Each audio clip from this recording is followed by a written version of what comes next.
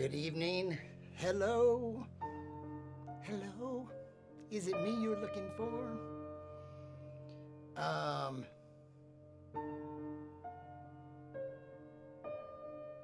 Okay, sorry, got this.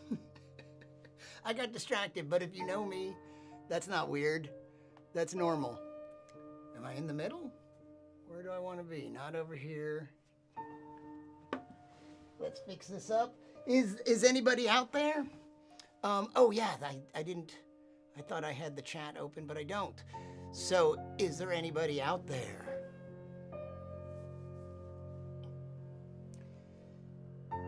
If so, say hello, and I'm gonna check here. Is everything going?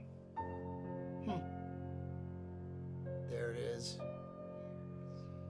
And excuse me while I pull this up. Yeah, I could have done some of this before, probably. But then it wouldn't be this, would it? All right.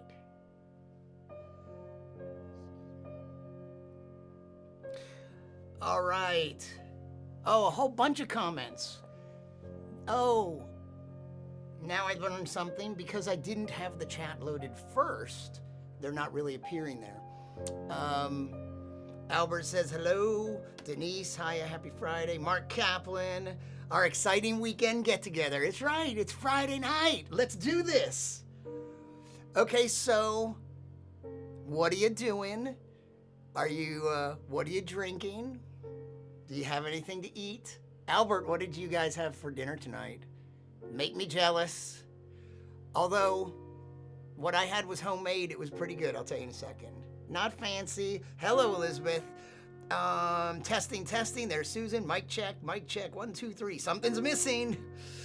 But you know, I've seen somebody else. What I need to do is somehow... James Combs, exactly. You guys gave me shit for drinking water last night. We opened a bottle of red wine. James Combs, so good to see you. And here we are again. The circuit is now complete. You know, I've mentioned a few times that 20 years ago, it was 20 years ago today, that, was it? It was probably wrapping up about 20 years ago today. In 99 and 2000, I had a live streaming talk show in San Francisco, and I had a lot of science guests. I wasn't even the science comedian back then. I was a comedian, and I was science geeky, and I played with some science imagery and verbiage in my promo materials, but I didn't have the phrase science comedian yet. But I had a live streaming talk show, and I had a lot of science guests, but I need 5 days a week, 2 hours, and so I had a lot of guests, and I had comedians, and I had musicians, and James Combs is a really good musician. And I'm sorry, what's the name of your duo? He was like a solo actor, maybe he had a backing band, but he was James Combs then, but now he has a band or a partner and they're a duo. And James, are you still in the Bay Area? I guess I think I've forgotten if you are or not. But anyway, I really liked him.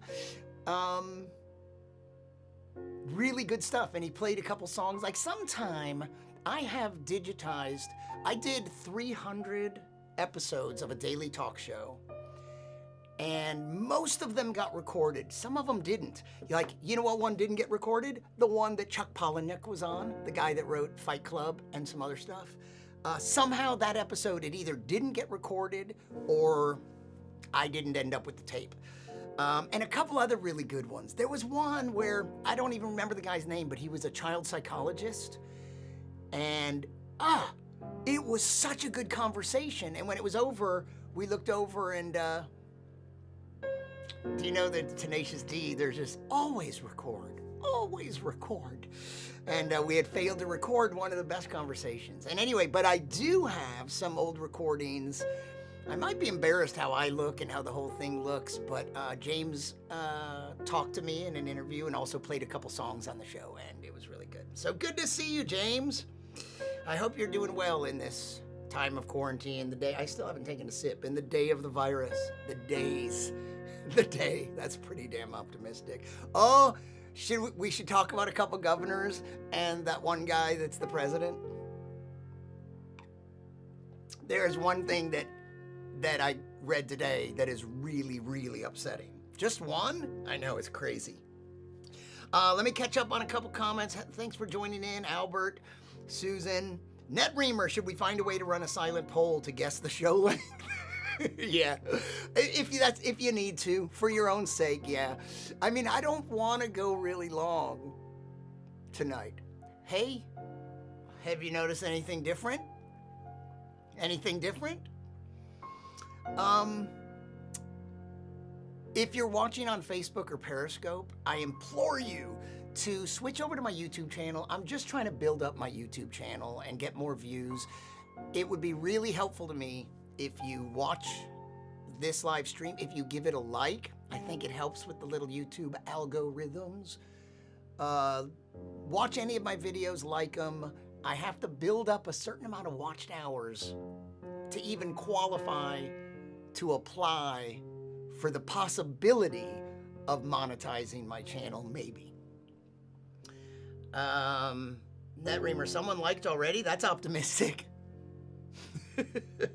And NetReamer was also on my show back then. Now, Albert definitely watched it, but he wasn't living in the Bay Area. He was in Texas. So he was watching my show and communicating, commenting via ICQ, the instant messenger we were using. And James Combs and NetReamer were two guests that I had. Kimberly, thanks for tuning in. Denise, hello. The music is too loud. Okay, let's bring the music down. Of course, you've complained about the music all the time, but I had a feeling it might be. Let me know if that's a little better. I'm not monitoring it. And even if I was, sometimes I wear an earpiece, but I can monitor the music or any of the files playing. I cannot have me in the monitor because it's slightly delayed. And plus, it's just weird to hear my voice right in my ear with this very slight delay. Also, if at any time we completely lose my audio, let me know. Because finally, so last night after I was done, I forgot to turn off the microphone that has a AA battery in it. And I've done that a couple times. And so today, I had this fear, like, how am I ever gonna know when it's running low? Well, I've learned that the microphone has a red light on it. So today the red light came on, which, you know, for all I know, that means I have another week or at least hours worth. But since it was red, I took it out. But now we're in a new experiment because I got some new rechargeable batteries. That one was not rechargeable. So I can't quite see the light from this angle. Maybe if I turn this a little, I might. But we're gonna see how long one of these, is it Energizer? I forget who it is, but we'll see how long one of these rechargeable AA batteries lasts, and we'll see if it can last at least as long as I can. Let me know if the music's better. Hey, Mark, Denise, Kimberly, Elizabeth. Denise is drinking Bailey's. What do you have in the cup tonight? So I have some red wine. It's a Pinot Noir. But do you notice anything different? And I don't just mean that I changed shirts. And by the way, I realized that I left out an important part. When I said so that I'm not always in the routine of showering in the morning, let me explain something.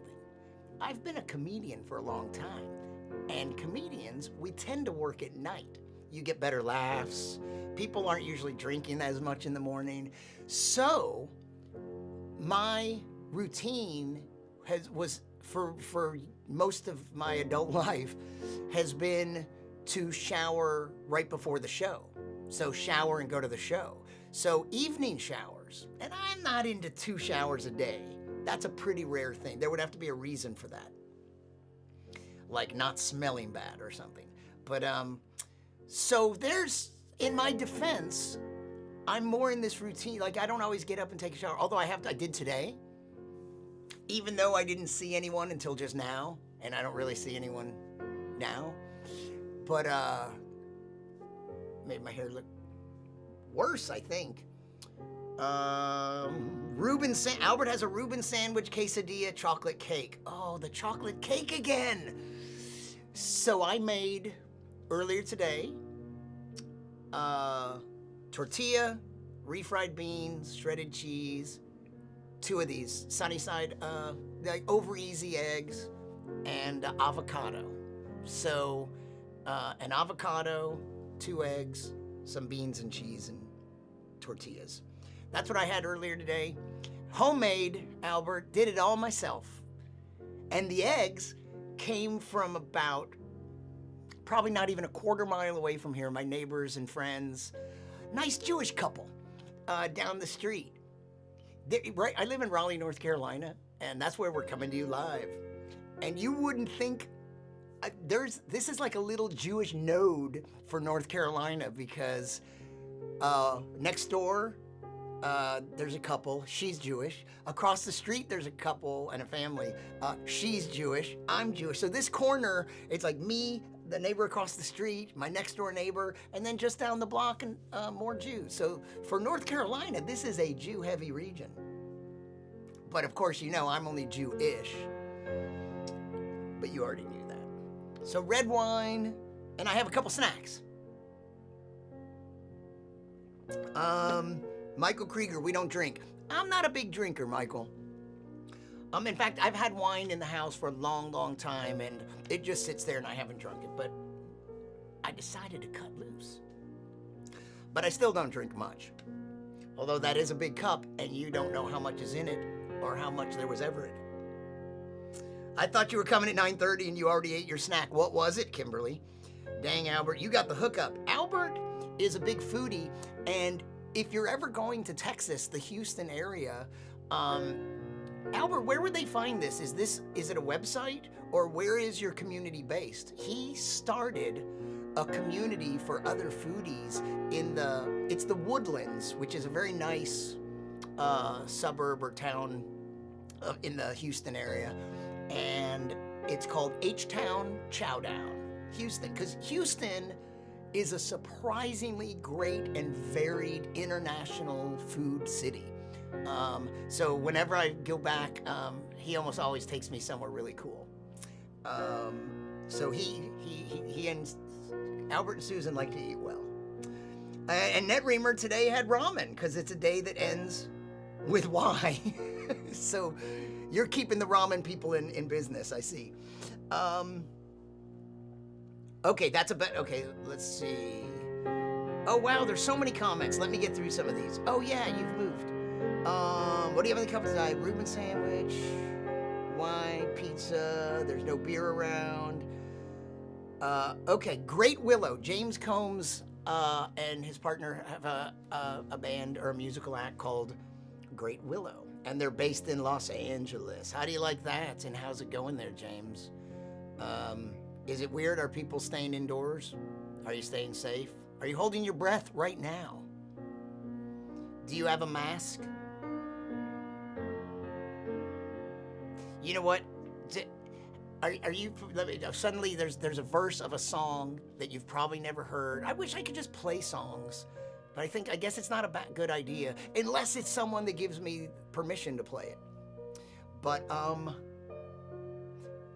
T-Bone Burnett is this great singer-songwriter who went on to also become a big producer. He produced the soundtracks to probably more than one movie, but in particular, Oh Brother, Where Art Thou? That Coen Brothers film, he produced that soundtrack. But his solo music is so good. He produced an album for Elton John. Oh, it's Elton John and what's that guy's name? Classic musician who Elton really worshipped. Another piano player. His name escapes me, but they did an album together, and T-Bone Burnett produced it, and I think he produced another Elton album. T-Bone Burnett has this amazing album. I love it so much. It's called The Criminal Under My Own Hat. It has this amazing song called Humans from Earth.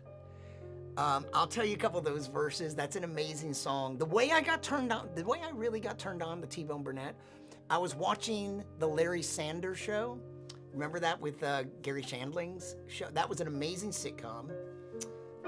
Judd Apatow was a writer and then producer, and before he went on to make the movies he made, he was part of the amazing creative team. It was such a good show, the Larry Sanders Show. And they would have, it was, this talk show, And there was a show where I think a guest dropped out and they had to get someone at the last minute, and they got this guy, they got T-Bone Burnett, and they had to rush him there to get him there on time because it was just, he just barely made it. And he played this song, Humans from Earth. And holy crap, I love it. I'll tell you some of the verses, but in a minute, because the song that I was just thinking of was because of masks. On the same album, The Criminal Under My Own Hat, there's a song called Primitives, and the chorus is, primitives dress in feathers and masks to scare away the enemy. The frightening thing is not dying. The frightening thing is not living. Crap. Oh, damn it. Hold on. Are you having fun out there?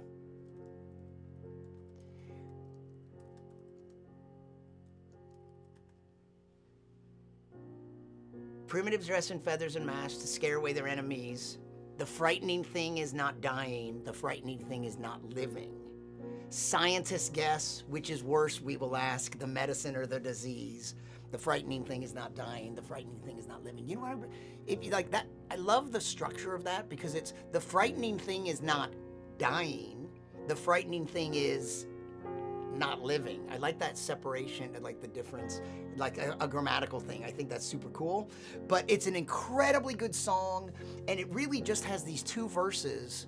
It starts with the chorus, and then there's a verse of a guy that kind of hates the world and lives and has the shutters drawn all the time, and then there's this chorus again, and then there's the second verse is about a girl who the windows are open and her hair's down, and just like two different lifestyles. And anyway, great song, highly recommend T-Bone Burnett. And I had a couple of other albums of his that I also liked, but I'll tell you about Humans from Earth. All right, so you guys, you're commenting so much that I'm way behind. Let me get some of these. So Great Willow, James Combs, Los Angeles area. Oh, so watch Brian enough and you'll start drinking. Yeah, Krieger. Or, you know, harder stuff. Mark Kaplan, pork spare ribs for Shabbat. Kosher pork, Mark. Using kosher salt. Stop saying you don't want to go long tonight. It stresses me out. Kimberly, we're gonna go all night. You changed your shirt and your light, Susan, is way more blue than purple. Yeah, the other color was more of a reddish, and I tuned it. It's tunable, so I went with a bluish color tonight. 'Cause it's Friday. Kimberly, I want to settle in and not anticipate the end. Okay. I waxed. I didn't wane, I waxed. I don't know the context for that, unless the light is changing the shirt color. No, the shirt is sort of a maroon, reddish maroon. How's the color look? Again, I tried for a second to look at the color profile of my other monitor, but it definitely looks better and hopefully more like what you see on my laptop. I started to play with it, but then it wanted to go through this calibration, and I wasn't ready to deal with it. So, Albert says he's nowhere near interesting enough. Oh, I don't know about that. Lori, is that your wedding officiant behind you? Yeah, you know what, Lori? Thanks for tuning in. Lori Bucksbaum. Albert Nurek is here, and Mike Krieger was here a minute ago, unless I chased him away. You know what? That's amazing that you recognize him. That was something that my friends, I have a follow-up. For those of you who are that watch Joey Walden, I didn't explain that. Lori, who attended my wedding, but not my divorce, you missed that one, Lori. Where were you? I was alone at the courthouse for that day.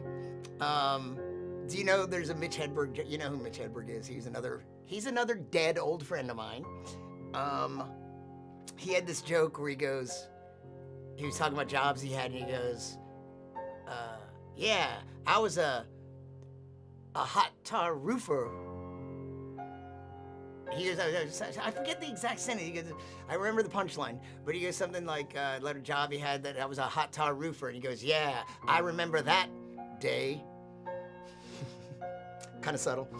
Yeah, and so Joey, one thing I didn't tell you was that Joey was the officiant at my wedding in San Francisco, and shortly after that is when we found out that he had pancreatic cancer. You know, it's weird. There's a picture back at my place afterwards where we're all taking these pictures, and Joey has his hand, he's wearing a jacket, but his hand is in it. He's holding his hand right here, and it might not be what I'm thinking, but I think it was that because he was feeling he had a pain for a long time, but he didn't have health care.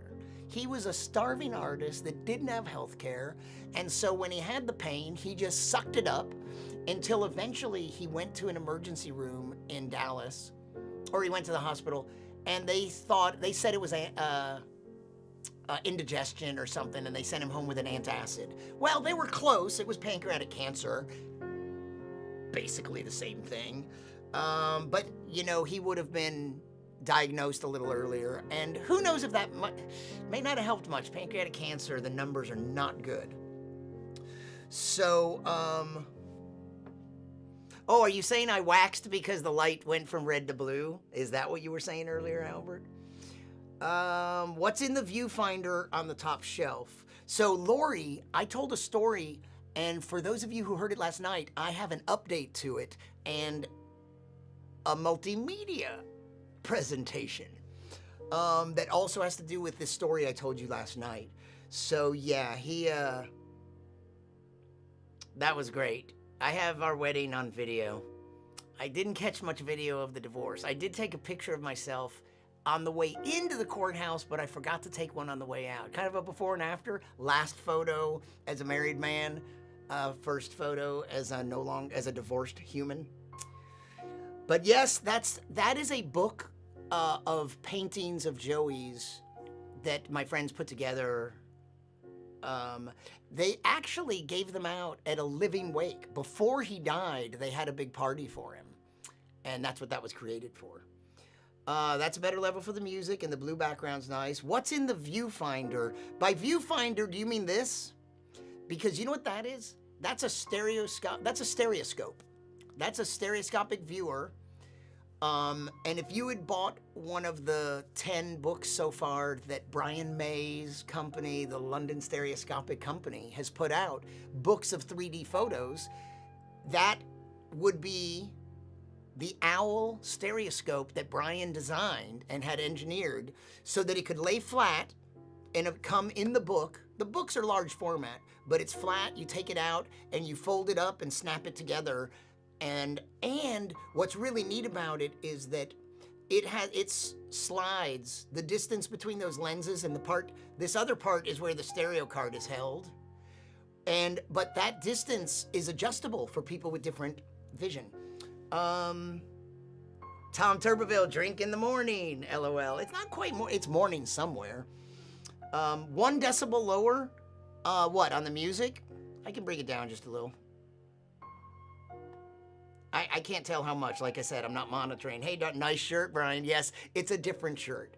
I don't know if you were there, but I was explaining that I usually shower at night. You already admitted you were 2 days into stinking up the place, Mallow. I took a shower this morning. Doo-doo. I had to wash all the virus off me. Susan says the possibility of sex, maybe even with a partner. I don't know the context for that, but if you're talking about me, no possibility. Certainly not a partner. At least not with a partner. Kimberly, best food ever was what? DeSantis and Abbott. So let's just jump into this. I can't even finish the comments. Okay, let me finish the comment. And then I was on the phone with my sister, and I got an email from the New York Times, and it was a pop-up message, a New York Times update, and it pissed me off to no end. What's the best food ever, Kimberly? DeSantis and Abbott are asses, says Lori. Kimberly, just a mix mash of leftover snack stuff and applesauce. NetReamer, you need a way to monitor the music level. It's getting louder? Oh, okay. Well, David, as I said, I have a way to monitor it if I wear an earpiece. I don't want it playing in the room. You understand why, because of the microphone. But I can listen with an earpiece, but I'm not hearing it relative to my voice, because if I hear my voice in there, it's delayed a little, and it just sounds weird to have my, even if it's not delayed, it's just pumped right into my ear. It's not a pleasant experience. So I can monitor those levels, but I don't have me in there. Woodlands area foodies. Oh, okay. H-Town Chowdown is your handle, but if you're ever in the Houston area, Woodlands area foodies on Facebook, and it has 23,000 members. Anthony Bourdain did an episode on Houston. Yeah, and when he came to town, Albert got to meet him. I think because Albert is very friendly with a lot of restaurateurs in the Houston area, and including this one, Himalaya, which I'm sure you know that. Is it Himalaya or is it Himalaya? I think you know that place, Lori, but Albert and Susan are huge fans, and they took me there, and it was pretty awesome. And the chef owner slash chef kept bringing us extra stuff that we didn't order, and he didn't charge us for it either.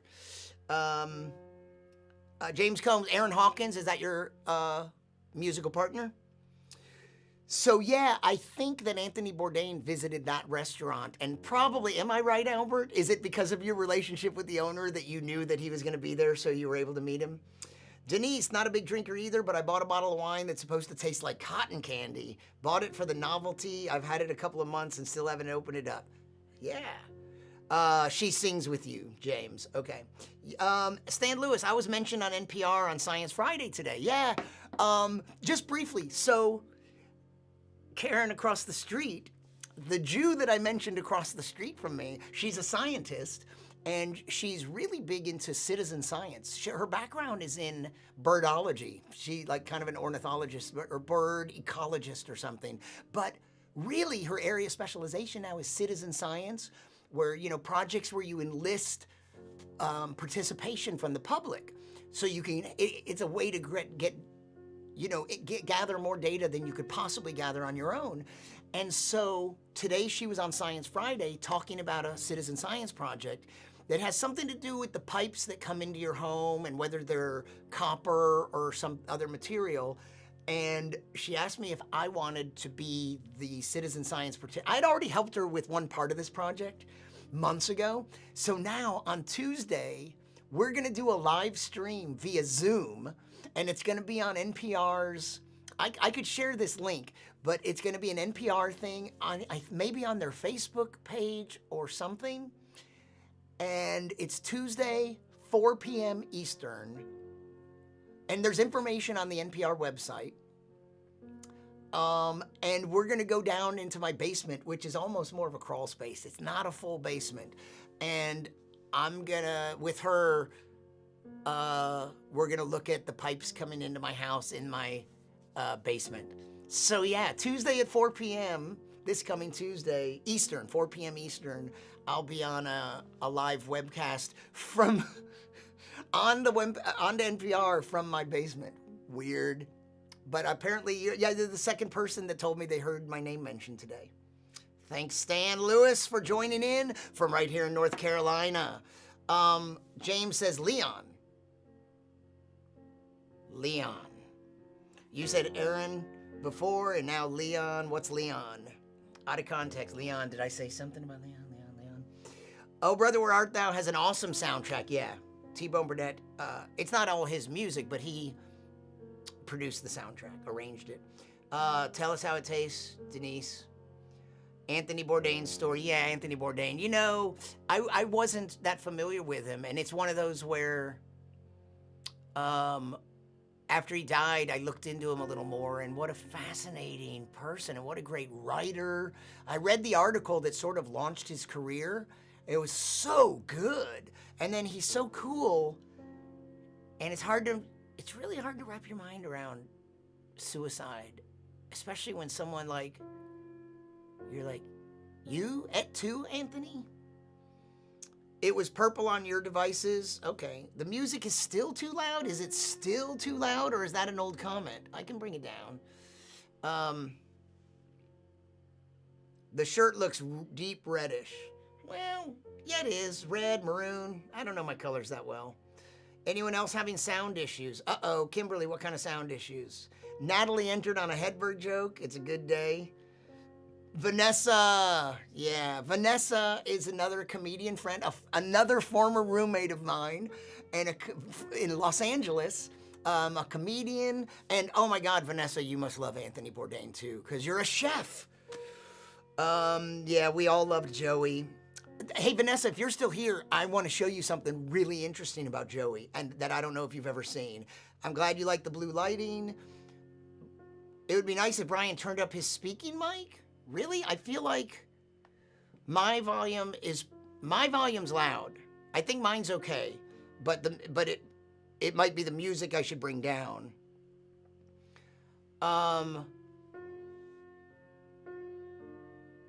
Really? It's not loud enough?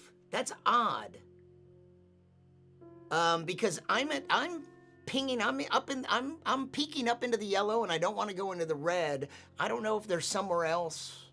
No, that is the output. So I don't really want to crank myself up any louder than maybe that. That's about as loud as I want to be. But relative to the music is another story. Natalie, I hate pancreatic cancer. A dear friend of mine passed away from it in 2018. The comedian Bill Hicks died of pancreatic cancer at the age of 33. And 2 of the dearest people in my life died of pancreatic cancer. Larry Gottlieb, for you old Houston friends, Larry Gottlieb died of pancreatic cancer in his 40s. And then Joey Walden, a comedian friend of mine, artist comedian friend of mine, in his 50s. Kimberly, it's not the spin disky thing. I keep freezing? Damn it. Oh my God. Let me check the sync for a second. Do I seem to be in sync? For some reason tonight, you know, I don't understand. I rebooted my machine before this stream, just like I thought that was a good idea. I've dropped 338 frames. Where are they? I've dropped more frames than ever. Is this in sync?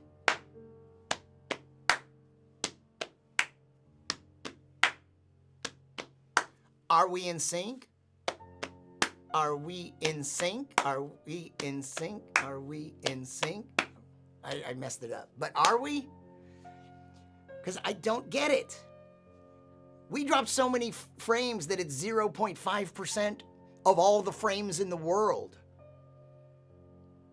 Yeah, the freezing threw the sound off. If I'm out of sync, you know, I could start I could stop it and restart it.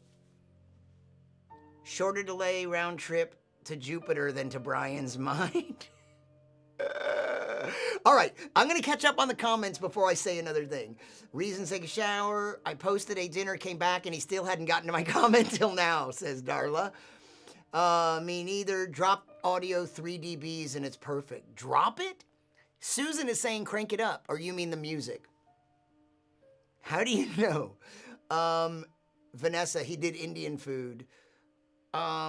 Yeah, in Houston, he went to this restaurant, this Indian restaurant. I've been to the restaurant because my friend Albert it's one of his favorite restaurants, Albert and Susan that are out there, and they go all the time and they're very friendly.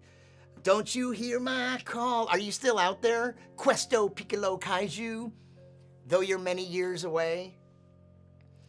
22:15. Oh, geez, that was 8 minutes ago. You're long gone.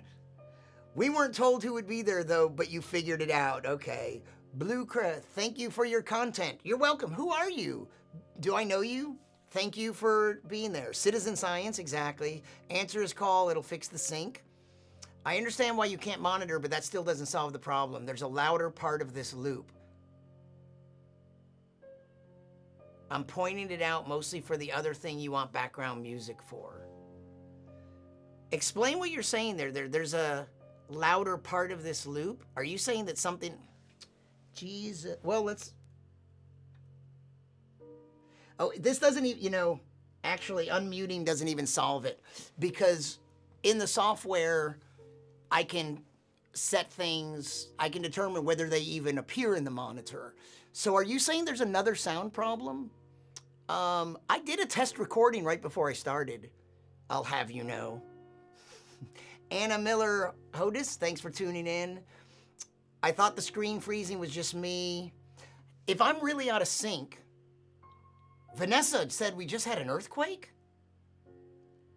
Vanessa, Anthony Bourdain was one of my heroes, and you're one of my favorite roommates. One of your favorite roommates. Damn you, Kaufman! You were one of my favorite roommates. Bourdain was an interesting man. It was an honor to know him. Comments are posted about 10 minutes before you get to them. Well, so many have come in, and it's like if I talk for a minute, I fall way behind. You guys are talkative. I should have shown you the image.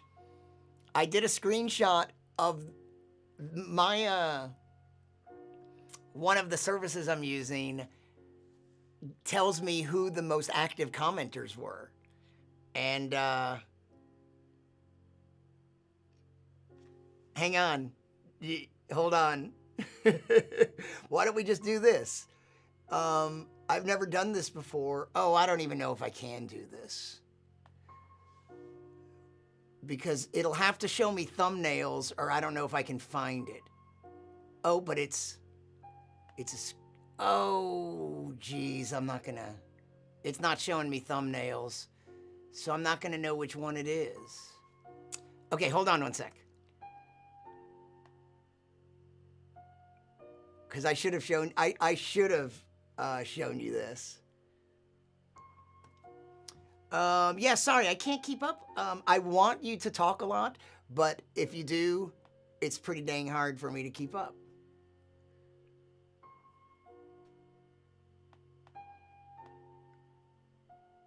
Okay, so I must have taken it last night.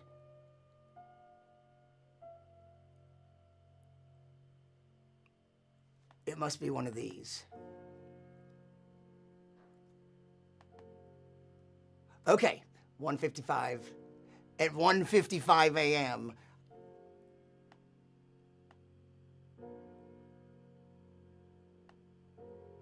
So let me show you something. Do you see this? We'll just put this over here right now. This was last night's top chatters. Are you seeing this? Kimberly with 58 comments, Albert with 49, Netreamer with 38, Mark Kaplan with 30, Susan with 26, Denise 23, Steve Ernst with 20, and Darla the Darling just slipping into the top. 1, 2, 3, 4, 5, 6, 7, 8. Why do they list 8? 9? 8 with 15. Those were the top commenters yesterday. So it doesn't look pretty, but I just threw it up really quick. All right. Oh, I don't like this. Oh, it disappeared. Nice. Okay. So your comments.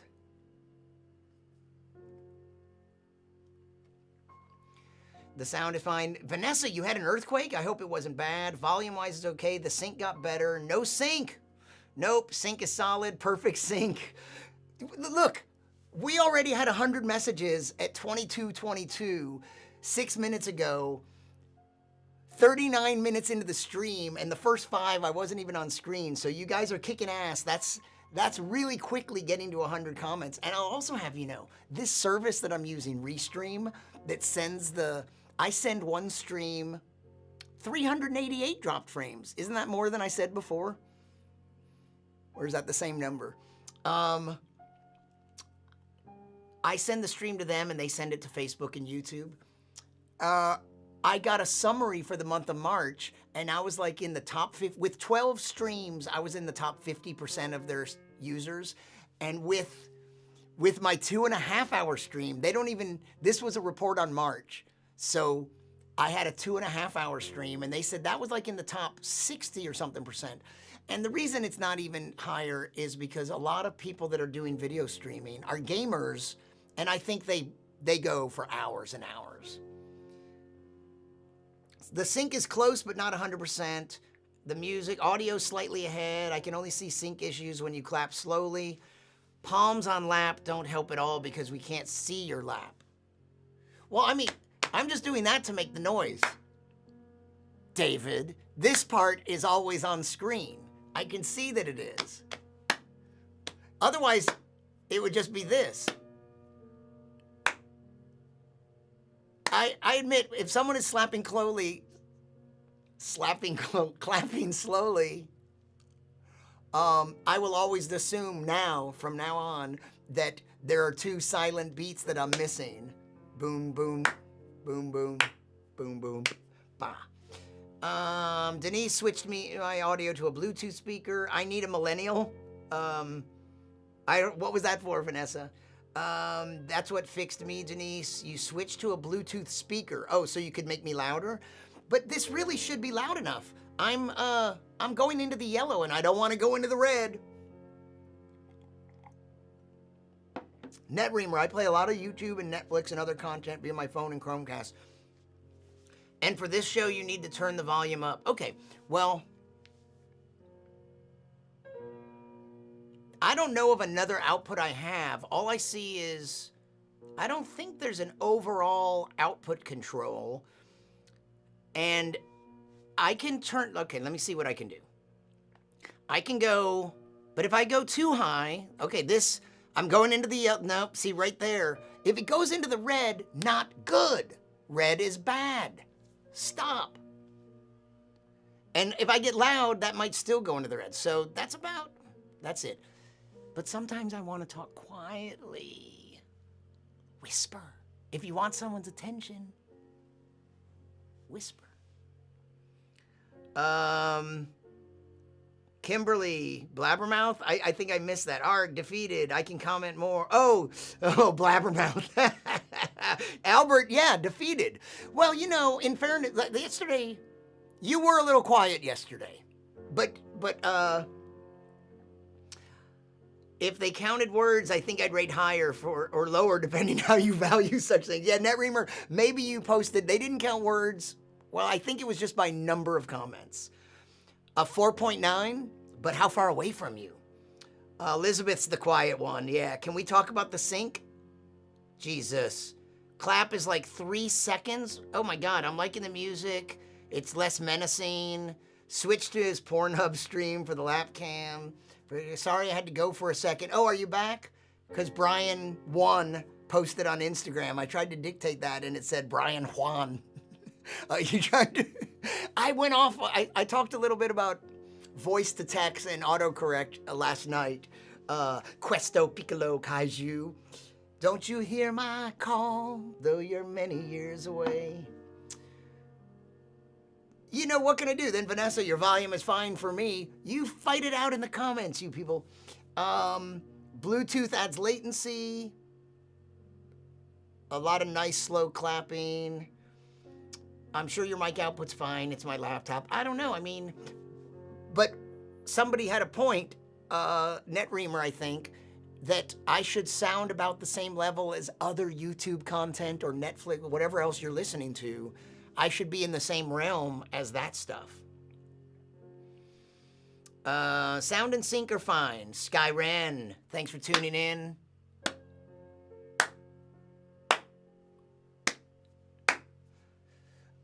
I better eat this before it goes. I have an orange. Oh no. Crucial mistake. Oh no, I forgot my napkin. But I have an old used, it's not used. Shut up. I have a napkin that was already here. But apparently I left the other napkin in the kitchen with Anthony Bourdain. Your volume's fine. Everyone else is broadcasting at 11. Exactly, NetReamer. Denise was hand washing dishes and dancing around yesterday. Darla, what about the one hand clapping though? It's hard to test the sync with that. Checking to see if the red light comes on real early. As always, our program is brought to you by String Cheese. Are you tired of standard configurations for cheese? I am. If you're like me, you want something new. You want your cheese to be long. You want your cheese to be a cross between dairy products and string theory. If you like physics, string cheese is the cheese for you. We'll be back with a demonstration later. And if you're watching, shit. That's not supposed to be there. Why is that doing that? Take it away. Did you see that? Just now, did you see that thing on there? If you're on Periscope, hello. and I hope you're enjoying your platform. Some people have been tuning in on Periscope. I haven't seen any comments tonight from Periscope, but if you're on Periscope, say hello. And if you're on Facebook, say hello. But I encourage you to switch over to this very same stream at youtube.com/Science Comedian, Science Comedian channel on YouTube. And that's where most of these people are chatting, except for Vanessa. So, let me tell you the story. The science banana. So, I ate it earlier today because it was going down fast, David. So, that banana, it needed to be consumed.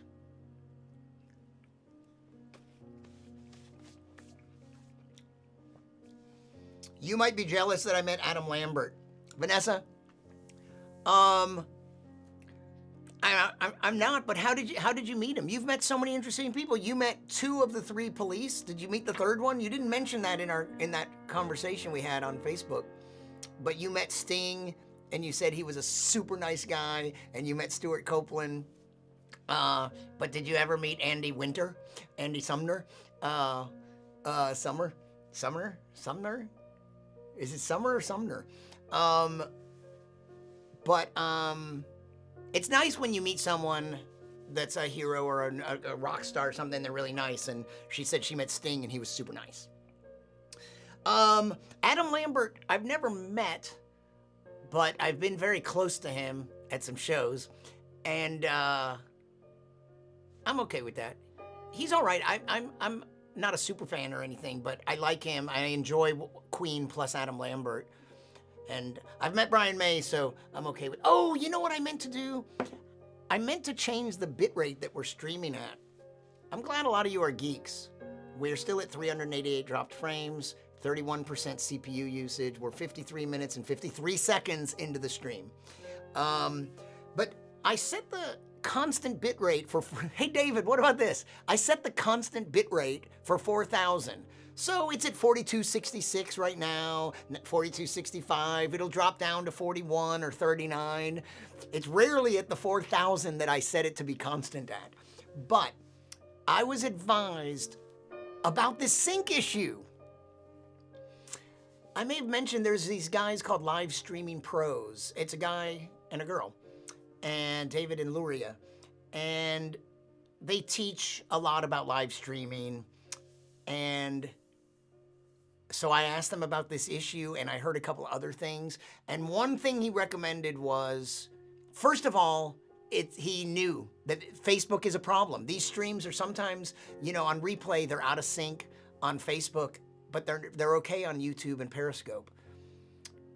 He suggested streaming at 720p instead of 1080 lines of resolution, and that we're already doing that. And he also said 3,000 to 3,500 kilobits per second is the bit rate he recommended. And I set it for 4,000.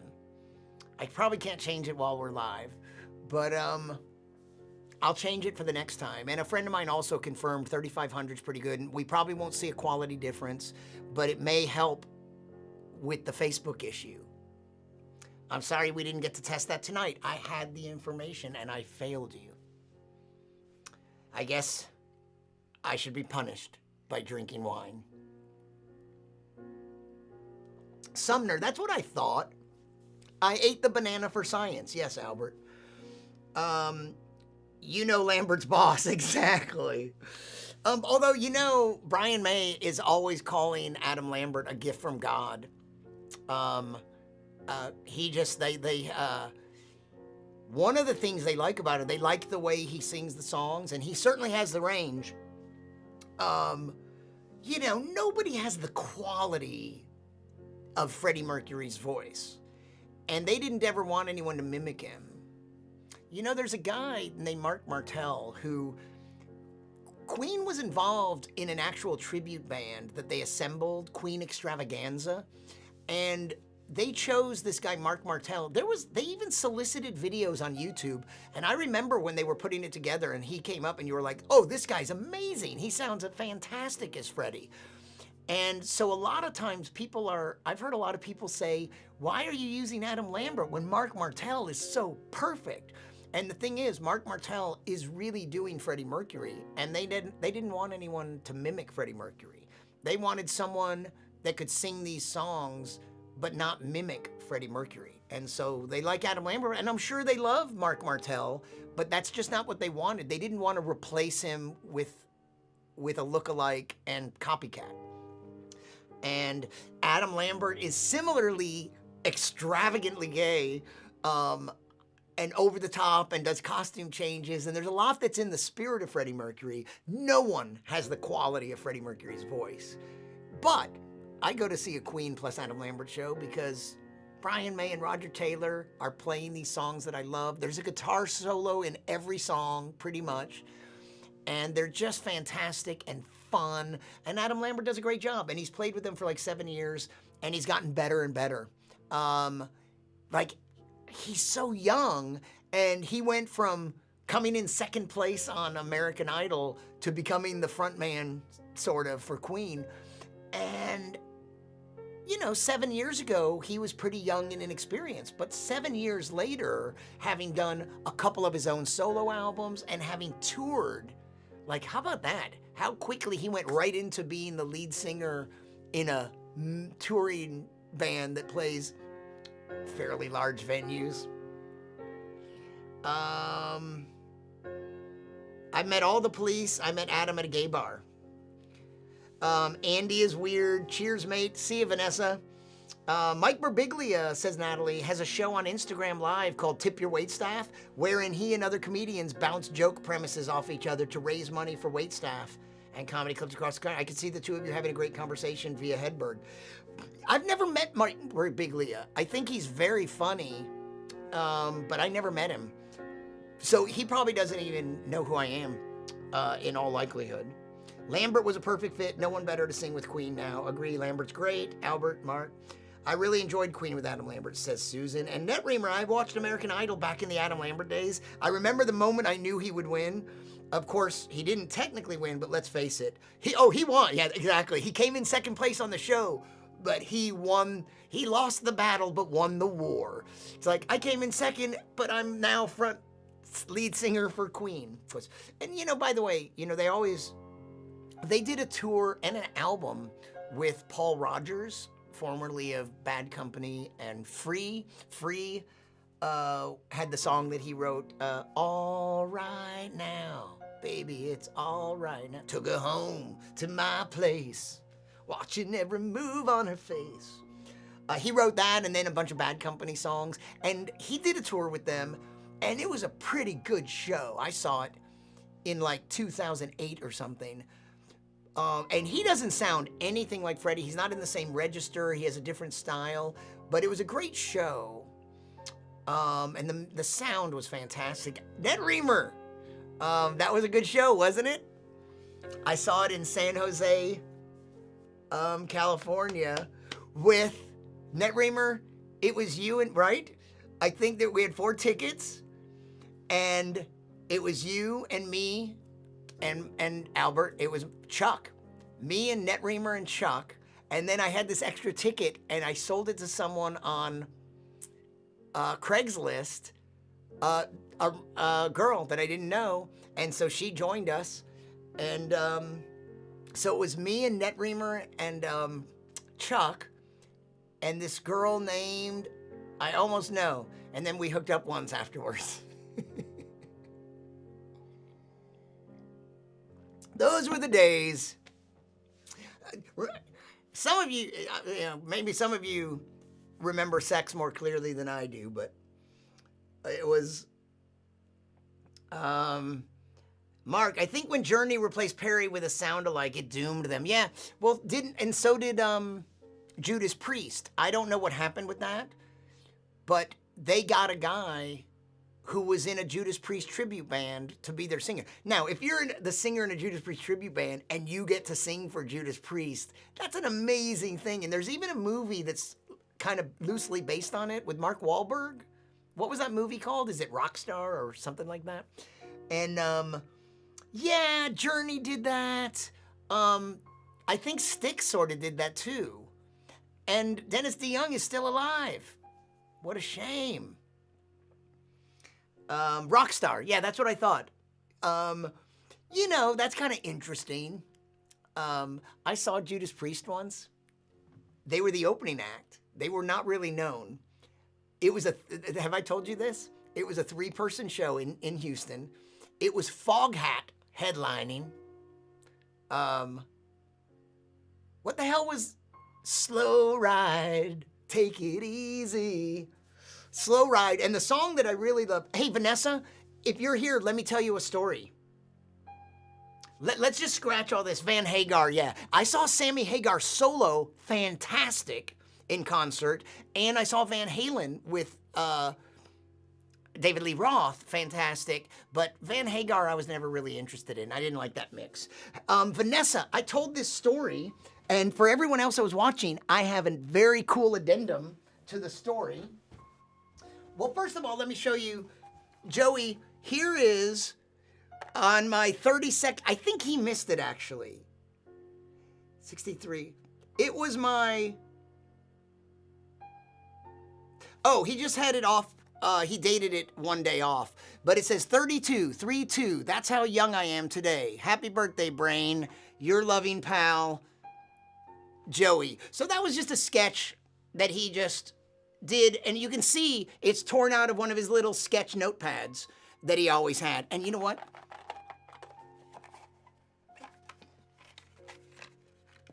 Aww. This is a ceramic pin that Joey made. It's got a pin on the back, and he made it out of clay or something. And oh, look at that. It's kind of cute. And I guess I have it hidden in here. That's interesting. But hang on, the story's coming. Story's coming. Story's coming. Let's just keep that in there. That's a pretty safe place for it. But I brought a couple things to show you, and then I'll tell you the story. Joey, I mentioned last night, had a line of greeting cards. This was a classic, and I'm sorry I didn't get a chance to scan them or even take a picture of them. But this one says, "Suddenly forever seemed like a really long time." And you know what's a funny thing? When you see an artist that has a style like this, and it's very cartoonish, it's easy to think, oh, he can't really draw figures well. Well, I kind of thought that because I was ignorant about art. And then one day I saw some of Joey's earliest work, and it was far more realistic, and it's like, oh, he had the ability to do much more realistic stuff. He learned how to do that, and then he moved into a much different style. But now these were cartoons, not his paintings that he would do later. This one says, "I'm so hungry I could eat a horse." And then there's a horse in the background, and it's saying meow. And it's all overexposing too. But I just thought I'd show you a couple of these real quick, and then I have a video to show you. And then he did these two things, which it's holy mackerel and holy cow. And they're holes. These have depth. All the O's are cut out. Holy mackerel, holy cow. I had a holy cow t-shirt that he made too, and it also had holes in it that were sewn up. It was probably an expensive shirt to make. Holy cow. He had another one that said "selfish cows from France," and they were all going moi. Selfish cows from France. Moi. Moi. Okay, here we go. So, Vanessa, I don't even think you know this story.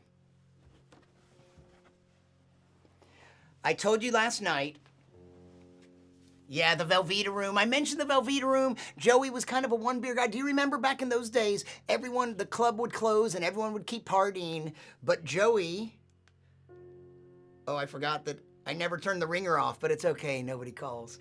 Joey would, I made your ribs come up.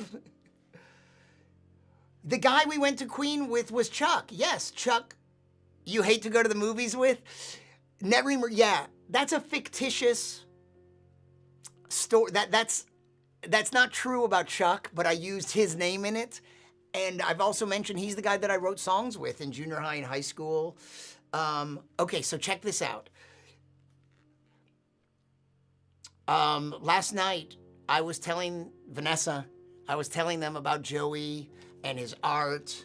And if you remember, I spoke to my friend John O'Connell today because you know what? On replay, he checked out the stream last night and he scrolled through. I asked him to check to see if it was in sync. My obsession. It's my obsession. You're my obsession. Who do you want me to be? Sleep with me. Name that band. And so he told me that yes, these are two different paintings that Ron White commissioned from Joey of Ron's French bulldogs. Same two dogs, two different paintings. And John even told me their names, but I forgot. So I showed you some of Joey's great art. Oh, there's another one that I don't think we looked at this one. Did I show you that monkey? Some butterflies. And I told you about Petey. This was one of his dogs. This is a dog he had for many years. Oh my God, Petey was a little snaggle-toothed. He was a cute little thing. He had this funny snaggle-tooth. One of his lower teeth was sticking up in a funny way. And Joey drew him and painted him so many times. And Vanessa, do you know this? And we have a visual aid tonight. That's about 100 of Joey's paintings. Some huge ones were at Johnny Hardwick's house. Johnny Hardwick is our friend who was a writer and voice on King of the Hill. He was the voice of Dale Gribben on King of the Hill. And another old comedy friend of ours. Vanessa, she and I were roommates in Los Angeles, but we all were comedians in Austin first. So there were some wildfires in this area of Texas, and Johnny's house burnt down, and 100 of Joey's paintings. John told me they were all photographed, but not professionally. At one point, they took pictures of everything that was there, but they didn't take, but John said he took them because they weren't professional. I took them. So there were photos, and some of them might be some of these. Oh, I like that. Like, this, you really would have to see this one blown up because there's a lot of interesting detail. This was huge. This painting is like 8 feet tall. That used to be in Joey's bedroom. And what was the one I just saw that I flipped through and it caught my eye? Anyway, this. I like that too. But really colorful. So, yeah, John. So listen to I spent a whole evening with David Lee Roth. Nice Jewish guy at a strip club in Hollywood. Funny night. I get French. Yeah, and J.R. Brow did a portrait of my dog that died. Aww. Vanessa and I were roommates, and I had a black cat named Damien. Here in North Carolina, I had a black cat named Sagan. But Damien was my first black cat, and when I moved to San Francisco from Los Angeles, Vanessa inherited. He was really after 12 years, he was really favoring my roommate Vanessa, and so I left her with him. And Vanessa, wow, I still really, of all the things I don't remember at all, I can totally picture some things about when you called me to tell me that Damien had died. I remember some of that very vividly. You calling me from Los Angeles to San Francisco. But I digress. I told you that Joey was just devastated by the loss of all these paintings. And he went and he made peace with it. He went to Johnny's house, and it was around Thanksgiving of whatever year. And he picked up some big stick, and he went and he drew in the ground. And what I didn't know is that he wrote the word love, and then he drew a picture of Petey. And it was just in this ash and dirt. He just scratched out a pattern and the word love and this drawing of Petey. And he sort of was coming to terms with this loss. And then about a month later or more, like close to New Year's Eve, a month and a half later, like I don't know where Joey was, somewhere around the holiday season near Thanksgiving, and then close to New Year's, John O'Connell went out there. And when he went out there, he's the one that saw that a month or more later, that the drawing that he had made, just where he had drawn, grass had grown. Nowhere else except where he had drawn. But it's better than that because John made a video, and I'm gonna play it for you. And I'm sorry, when it starts out, there's very loud wind noise, but just bear with it. And then John tells this little story in a rhyme, and he's basically talking to Joey, and you'll see the word love and Petey. Check this out. 'Twas the night before New Year's, and all through the hills it was peaceful and quiet, like I'd taken 8 pills. Then I was amazed at what my eyes found. It's a message of love growing out of the ground. Happy New Year, and happy birthday, Johnny.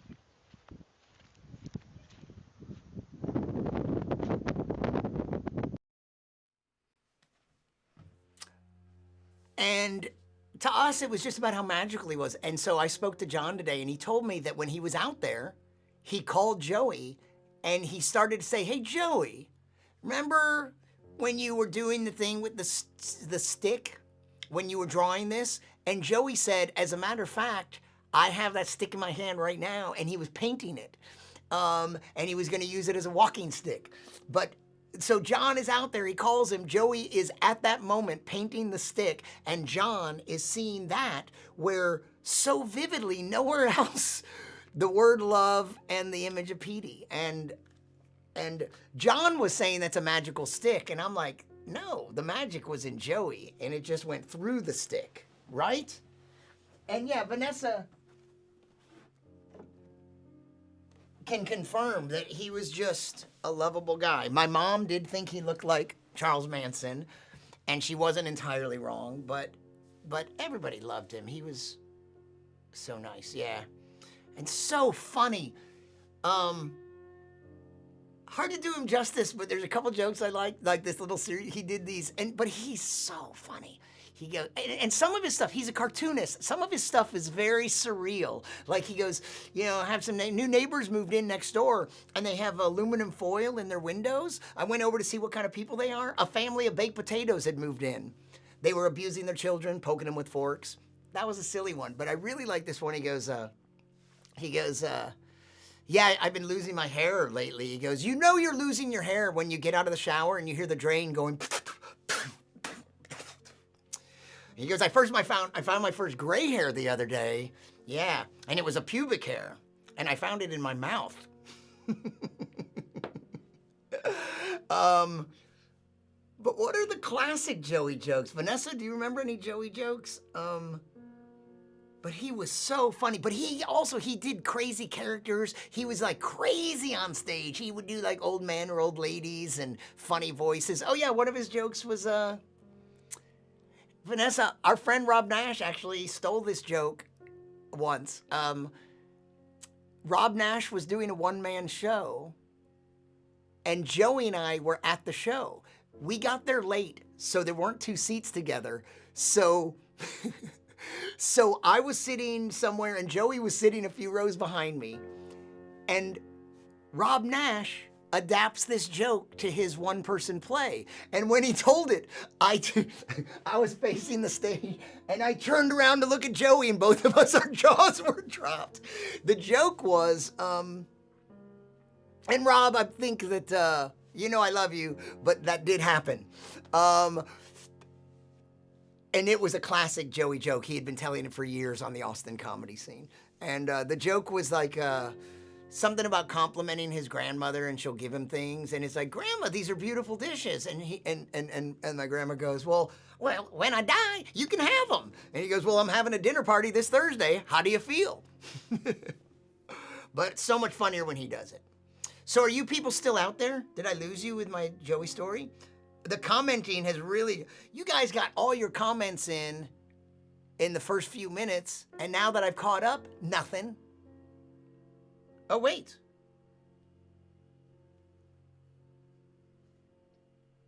Okay. Rimshot, we're listening. Okay. Yeah, I am doing a lot of talking. Yeah, NetReamer, that was Chuck, who was living in San Jose at the time, but we grew up in Houston together, and we were on the Jewish Community Center swim team in Houston, Texas. He wasn't Jewish, but he was a member of the JCC, and he was on the swim team, and he was a powerful swimmer. And and then he and I, he was like one of my best friends, and along with Albert, like he and Albert and I were really good friends in junior high and high school, and we were in the we had IB, AP, advanced classes. We took the advanced chemistry and biology and physics class, and then Chuck and I wrote songs together, starting in junior high, I think, and through high school and some of college, and after. And then very sadly, he's just another one of my really dear friends who passed away. Oh, you know what I want to do? I should have set this up ahead of time, but remember, I played you a voicemail from Albert when my friend Chuck passed away. That's not what I'm doing tonight. Oh no. Oh yeah, okay, wait, wrong tab. Okay, I did not screen these ahead of time, but I have some voicemails from Joey, and with all this talking, this is what a voicemail from Joey was like. Wow, those are duplicated. Okay, so there's only 2, and they're not very long. So this is from November 21st, 2011. Can you believe that's on my phone? How is this even on my phone? I've changed phones since then, but I have 2 voicemails on here, and let's see. I hope there's nothing embarrassing, but this is what Joey was like.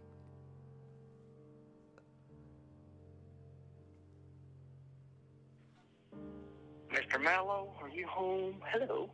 We just got back to John's house right now, and I was calling to see if you were still up, and wanted me to come by, but you had not answered your phone.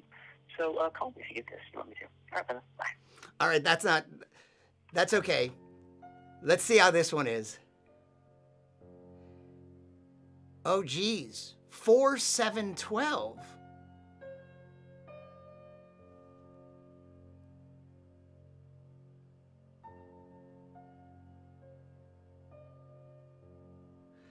This is him. Oh, so I thought I had one of the late night calls from him. Do I not? Oh, I do. This is him arriving for my wedding. Let me see what this is. This is him arriving in flying into San Francisco for me to pick him up so he could conduct our wedding. Let's see what this is. Hey there, brother. How you doing, man? I am officially here. I'm standing by Natalie's candy jar, but I assume we'll be heading toward ground transportation. So, I think that's where I'm going to head right now.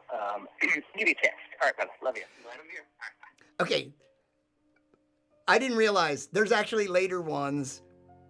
Let's see what this is from April 7th, 2013. Oh, geez. A month before he died. Well, happy anniversary. I love y'all so much. I know it's a beautiful day. A very fast year, I would say. Lots of lessons learned and many more to be learned. Lots of love to be spread. And we're here still doing it. So I'm very proud of you. I saw the pictures. They're so fabulous. It just made me smile and laugh and fart. I don't know why I farted, but I did. But it was beautiful. And, yes, we do need to chat soon. So call me when you get a chance. Sounds like you got a busy few days coming up. I'm so happy for you and proud. Love y'all. Okay, bye. Oh, it's Joey, by the way. Did you hear that? No, it's Joey, by the way. Yeah, well, that's not what I expected. And that's it. I thought somewhere I probably transferred him, but I have some really funny messages from him with where his just high level enthusiasm and stuff. That's very sad to me.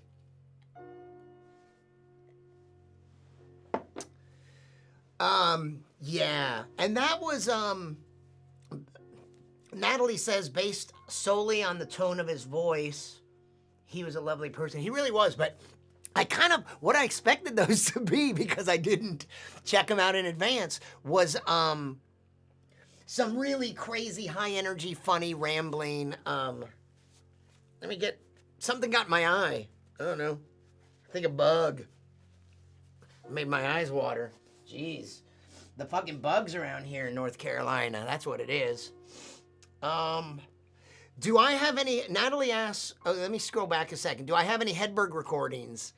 I do. I have home video of me and Mitch. You know what I have? So, and I'm going to post this stuff sometime. But I've been involved in a couple tributes to Mitch, like in some years after he died, a comedy club in Houston that really loved him, and in San Francisco, I think. And along with his family and his widow, Lynn, I brought some stand-up that I shot of Mitch. I have two. So, you know, like on a Friday or Saturday night at a comedy club, say the Punchline in San Francisco, there's usually two shows on a Friday night. Mitch was middling for Dave Attell. So Dave Attell was the headliner. Mitch was still a middle act.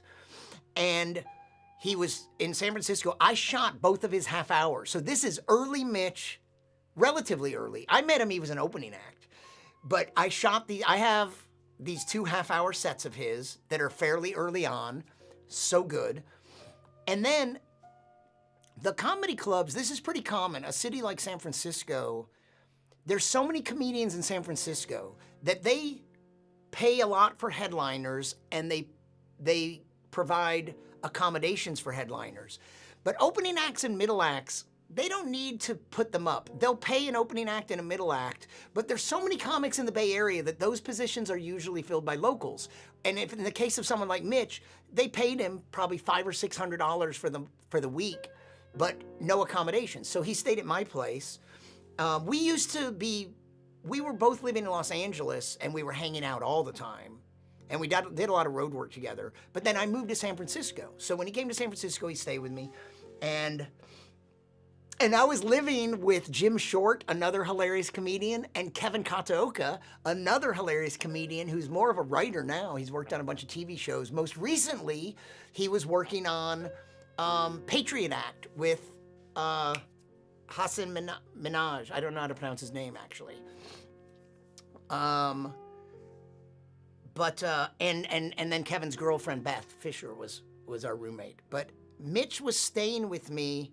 And that week, we shot a lot of video. I have video of him sitting on my bed talking to the comedy booker for the Letterman show, discussing his first Letterman appearance that was upcoming. So he has his set list, and he's talking to, it's Zoe Friedman, whose father was Bud Friedman, is Bud Friedman, who you might know as the owner of, the founder or co-founder at least of the improv comedy clubs.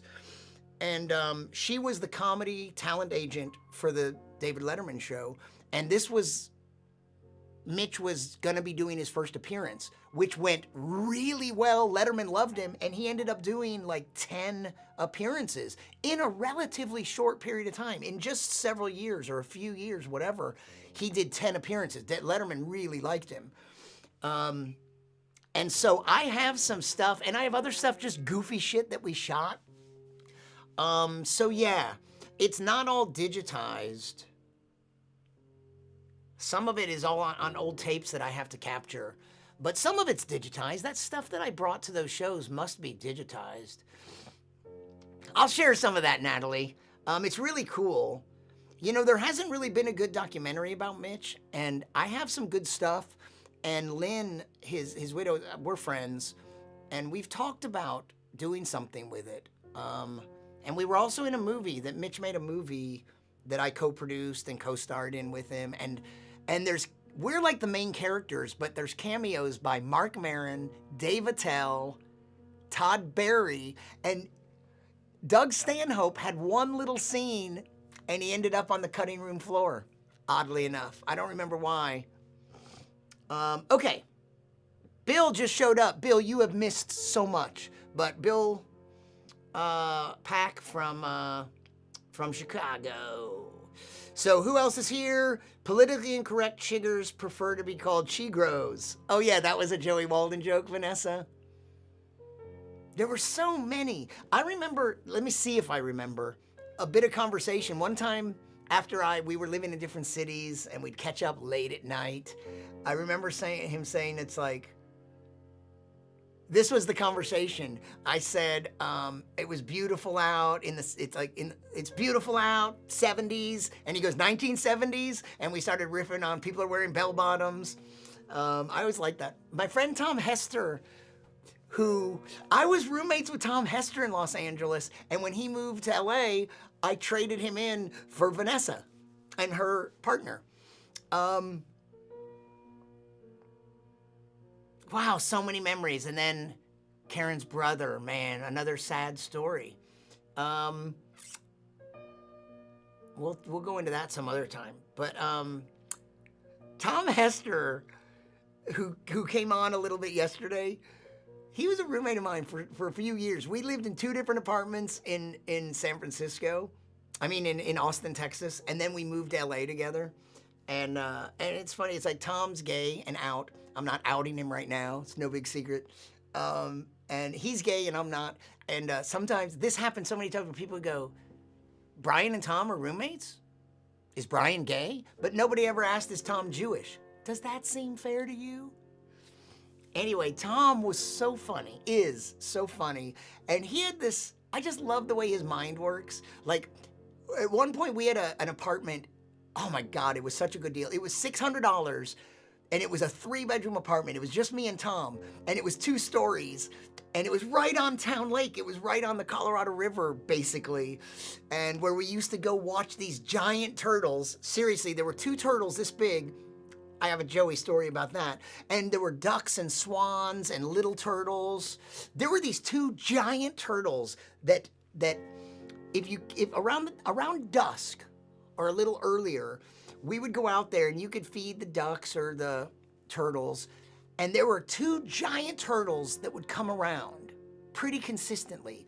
And Joey is a little bit of a hillbilly. He's from Illinois and some small town, I don't remember where in Illinois. And he was a country boy to some extent. And his siblings were older and he spent a lot of time by himself. And so that's the drawing and his weird sense of humor and all his voices. But also, he wasn't afraid to do this. There's this little pier, and we lured this giant turtle with sandwich meat. And sometimes chicken bones. It would totally eat the crunch, just like anything. And we lured it with some meat. He grabbed it by the tail, pulled it out of the water. He had to get way down there, pulled it out. And I mean, the shell was like this big around. It was, I don't know how to tell you, it was a big turtle. These 2 turtles, one of them had this fucked up, it was missing an eye. You could tell them apart. They had moss growing on them. That's how old they were and how long they had been in this Town Lake, which is now Ladybird Johnson Lake. But it's the Colorado River that runs through Austin. And Joey pulled this giant, heavy turtle out. He could only hold it up for a while, and then he put it down on the pier, and it very quickly scrambled out. And he said, you have to do it by it had massive, strong feet with serious claws, but when he was holding it by the tail, it couldn't get him. And he had to hold it really out with no leverage, and it was heavy, and he put it down, and it scrambled back into the water. But that was really funny. It's like Tom and I were freaked out. Tom's sense of humor, though, so funny. 2-story apartment. I remember one time, it's like something happened. I go, oh, man. And from the other side of the apartment, I hear, oh, woman. And that's just subtle. But here's the one I love. One time, we're in a 2nd floor apartment, and we walk out on our little patio that faces the parking lot. Very beautiful view. And we look down. It's a very sunny day, and there's a car that maybe has its headlights on, or maybe it's just sunlight reflected in the metal of the around the headlight business. So here was the conversation. We were standing there and we looked down. I just like how quick Tom is. And I go, and he goes, someone left their headlights on. And I go, maybe it's just a reflection. And he said, a reflection of their inability to turn off the lights. And I'll just always remember that because it was so quick and it was so funny. We're listening. Hi, here, just showed up.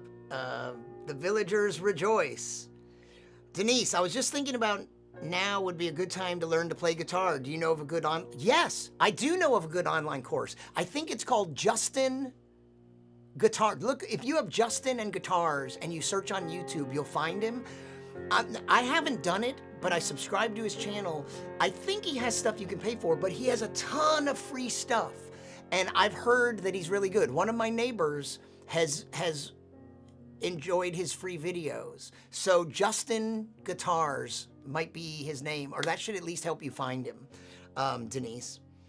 Need classes. Albert, we were definitely geeks. Nerd classes. We still are. Stupid autocorrect. Oh, what did you put? Need classes. Glasses? The best geeks. Do you have any Hedberg recordings? Oh my God, camera quality is dope. Oh, excellent. Oh, is that what you were saying, that I have a Korean friend? Thank you. I'm glad you like it. Hey. Based solely on the tone of his voice, lovely person. Yeah, it is cool to hear Joey's voice. That was sad. Hugs. Happy Passover. Thanks, Vanessa. Oh yeah, you know what? Before these days of the virus, my neighbor across the street, Karen, would host a Seder.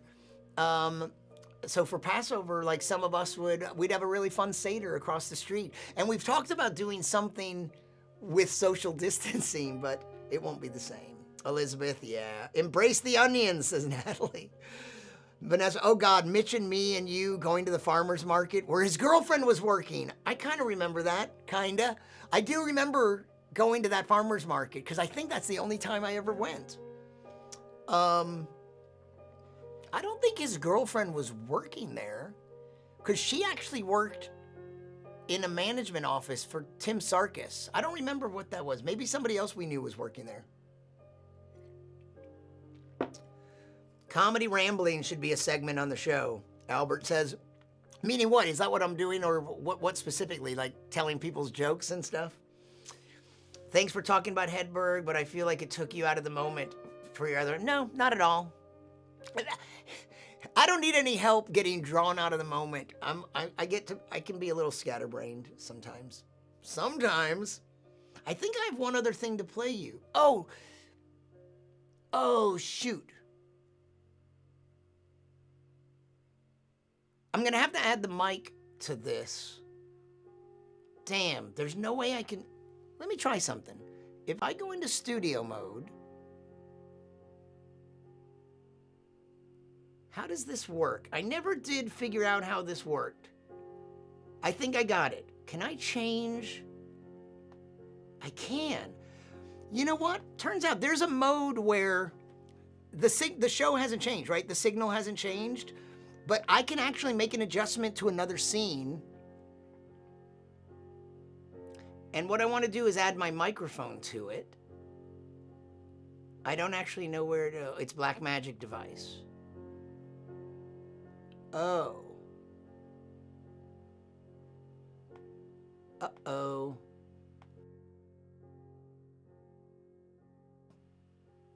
Oh, sorry about that. Are we back? Are we okay?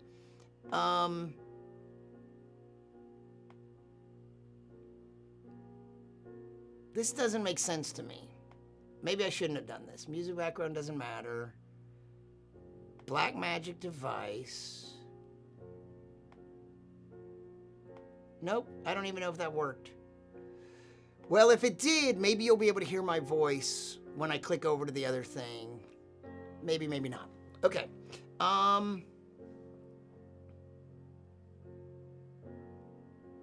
OEO. I'm sorry, it's okay.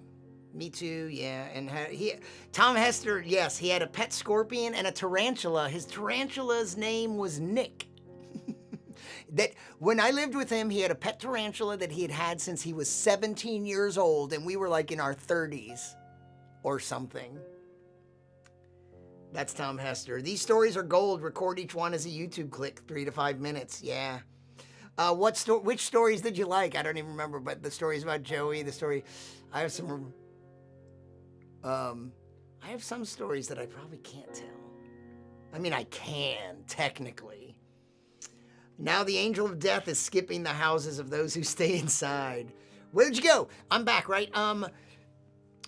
In order to add this device to this other scene, I had to do a thing that apparently it affected this. But are we still good? We have 707 dropped frames. Are we in sync?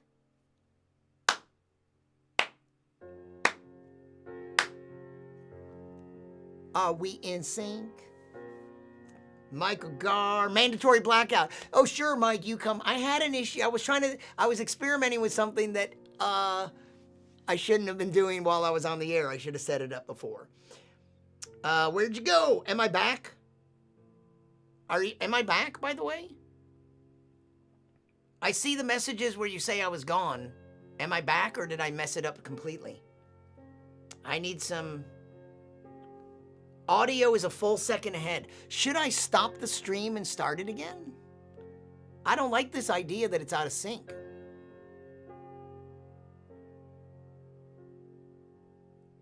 Mike Gar, no. No, I'm not in sync. We are the champions. I'm back. Okay. You never saw me disappear? Interesting. Jesus. So if I'm that out of sync, how about I'll stop it and I'll immediately restart it. Will you all come back? How many of you are there? I'm gonna test you. Don't lie to me. Don't you lie to me. There's like a dozen of you. What happens if I do that? It's gonna go out with the same name unless I'm gonna do a quick change. Hold on.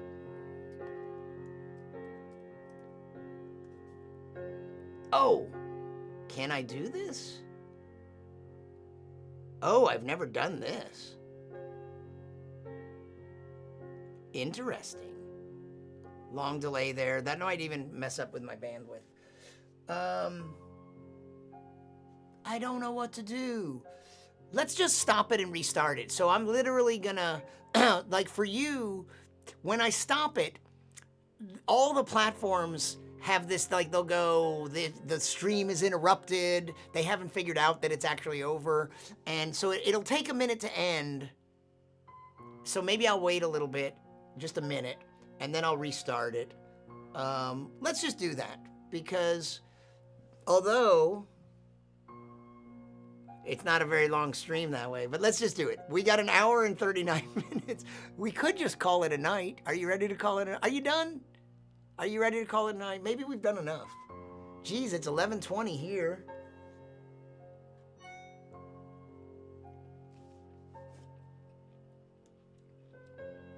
Oh, but I dropped 707 frames. So you know, okay, so you don't think it's out of sync? Oh geez, I just spit orange on here. And I don't know, no, I've come to, were you listening before when I said I got some advice and I found out that I've noticed I'm not the only one that has sync issues on Facebook in particular. Oh, okay, well that's good to know. And it looks like there aren't that many people watching on Facebook. Okay, so we'll just keep going. But you know what? One of the things I was gonna, I know a woman who's, her name is Ianthe Brodigan. When I was doing my old streaming show on Play TV, on play.com, or made by play.com. Hold on a sec. Yeah? It's going pretty well. Albert. Nothing. I'm really nothing. I got nothing going on. I have nothing to do. I'm doing nothing. What are you doing? You're watching something on TV? Some bullshit?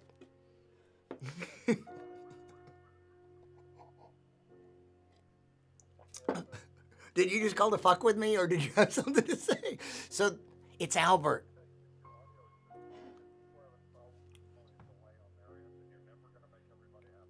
Okay. Yeah. I mean, but you know that I have honestly had sync issues. It is a real thing. Even the original file that's recorded locally has been out of sync a couple times, but mostly it's been the Facebook version.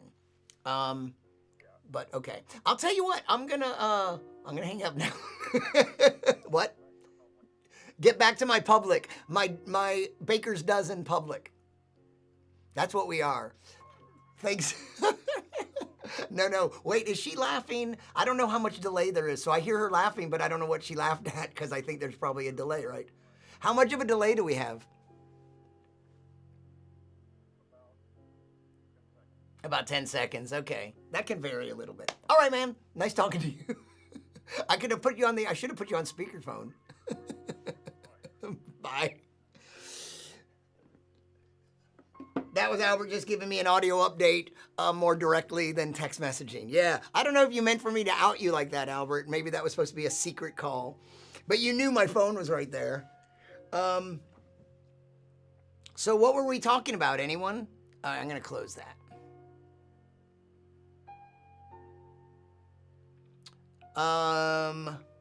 There are 15 of us. Okay. You know, has everyone liked this video? If you give it a little like, only 10 have liked my stream. No, you are not out of sync. Speakerphone, I should have. Call-in guests. We're so sorry, Uncle Albert. We're so sorry if we caused you any pain. Darla, you haven't liked it yet. You're outing people. Oh, that was Denise outing people. Okay, so here's a thread that I dropped. T-Bone Burnett, this song, Humans from Earth. So this is why I went out and got that album that I think was his newest album, and it's probably why he played it on the Larry Sanders Show at the time. This song, Humans from Earth, but oh my God, that other song, Primitives, and then there's another song, and it's really nice stuff. There's like a cello or something like a cello in a couple of the songs. It's beautiful. And this song called It's Not Too Late. It's not too late, it's not too late. He goes, the atmosphere is lethal, but I will fear no evil. Humans from Earth. We come from a blue planet light years away where everything multiplies at an amazing rate. We're out here in the universe buying real estate. Hope we haven't gotten here too late. We're humans from Earth. We're humans from Earth. You have nothing at all to fear. I think we're gonna like it here. Oh, damn it.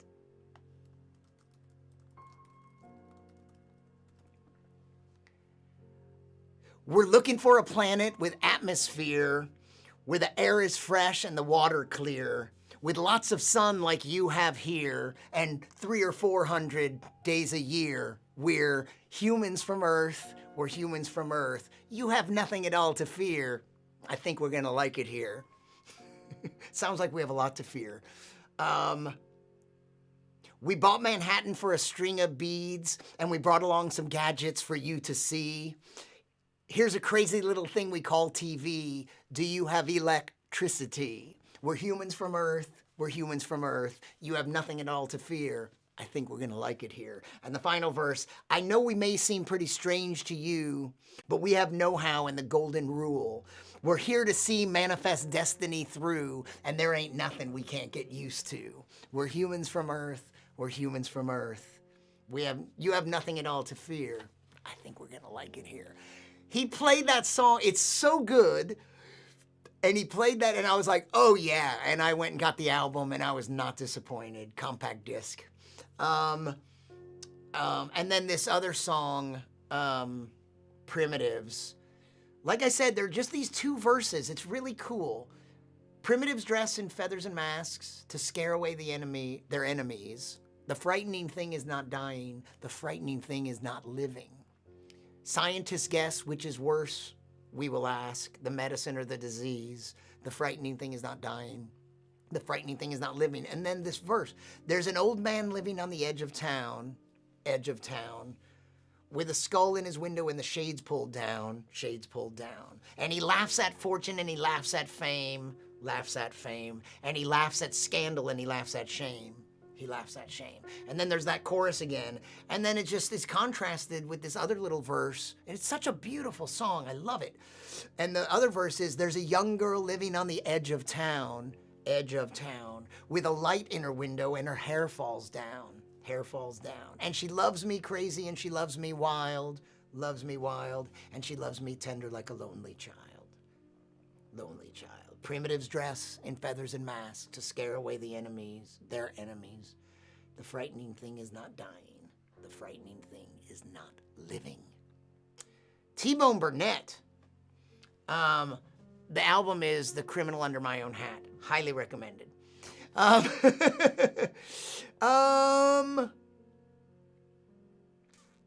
So you have Prince Albert in a can, says Denise. That has a very new mean these days, Denise.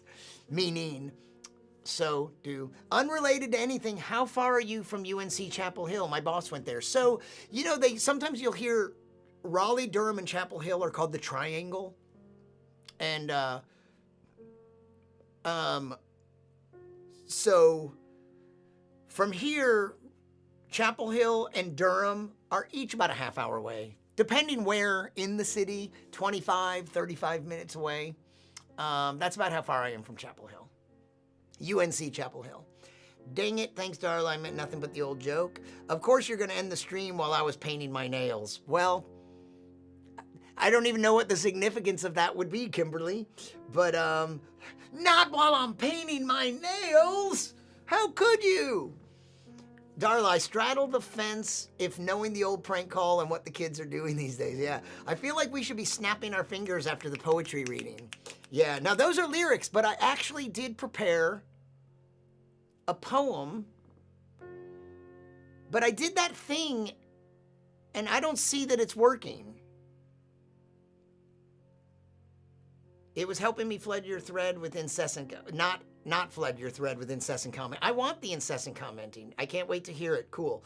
Denise, can't wait to hear what, those songs? Yeah. So Humans from Earth, you can find these on YouTube or whatever. I subscribe to Spotify. And most stuff is on there. That album is not on Spotify, as I recall. Very frustrating. Like, sometimes you find this. One of his albums is an old one, but not that. And Queen. All the Queen music is on Spotify, but Brian May has a couple solo albums. They are not on Spotify. Why? Oh, so you couldn't type no to ending and restarting. Ah, that's right. Well, I didn't end up doing it. But, when I did my old live streaming show 20 years ago, I was doing, remember I mentioned the other day a guy that lost his shit at me. He was the guy, he was in a way, not exactly my boss, but in a way my boss, and I had to use the studio that was his studio space. Everyone else on our little network had their own studios, like, because they were like coming from their own homes. I was coming out of Alex's location, so I had to defer to him in a lot of things. But anyway, one time I noticed that on the list, he had a producer, and she sometimes threw me some authors. She had relationships with all the publishers, so every author that came through San Francisco, we could potentially get them to have on our shows. And there were two that I made sure that I got. One was William Gibson, the science fiction author, who I am a huge fan of. And it's like, oh, I want him. Don't put him on Alex's show. Let me have him. And I got to interview William Gibson. That was awesome. And I do have that recording. from 1999 or 2000. And in fact, we talked about eBay a little, and eBay was new. And I remember I made a little video clip of William Gibson saying that eBay is like cleaning up people's attics. Imagine, this is the early days of eBay, and he goes, I was able to find a picture of my high school at midnight, like under moonlight, on eBay. Like, where could you find that? And he was saying that there are things that people have that they don't even want, and only one person in the world wants, but because of eBay, they can find they're correct. So it was like cleaning up the world's attics and things getting to the person they should belong to. And that was before eBay was nearly the thing that it would evolve into. And the other one was, a big one was, he had scheduled a woman named Ianthe Brodigan. And she had a memoir out that was about her relationship with her famous father, Richard Brodigan, who was a writer, a poet, and a novelist. It's hard to even know if you can call his books novels. In one review by the San Francisco Chronicle, they said one day people will write, what he writes, they're not really novels, they're books. One of his actually says a book, but you know, as I might say a novel by someone, this says a book by Richard Brodigan. I think it's the Tokyo Montana Express.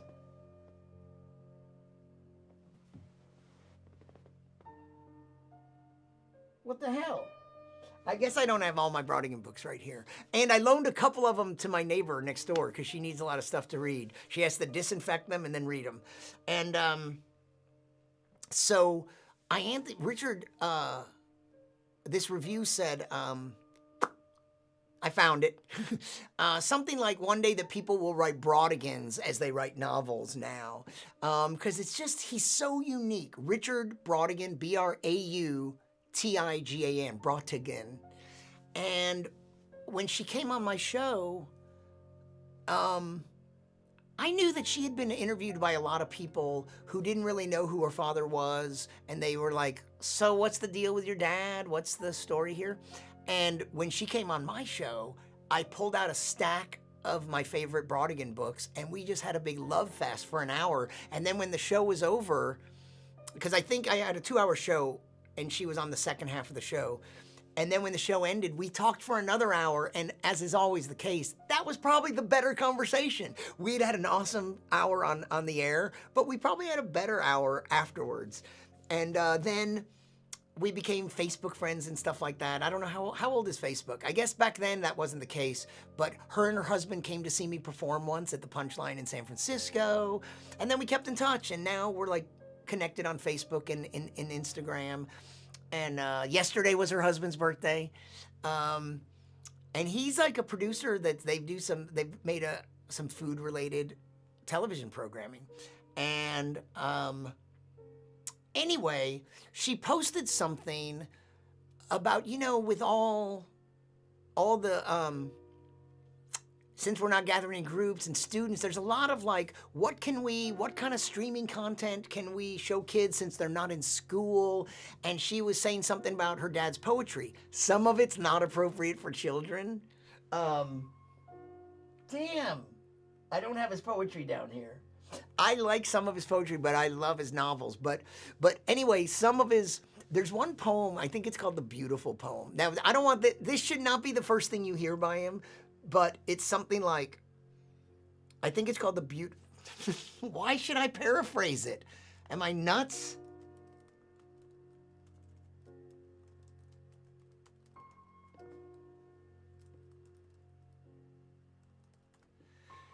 It's a really short poem. It's called The Beautiful Poem, and it just goes,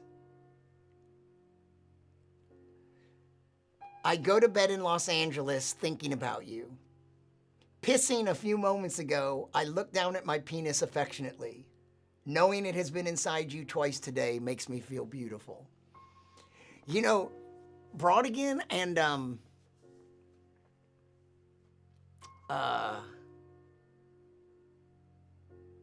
someone else made me rethink like what a poem even is, like how odd that you're like, oh, and that's not like all his poems, but some of his poems are inappropriate for children.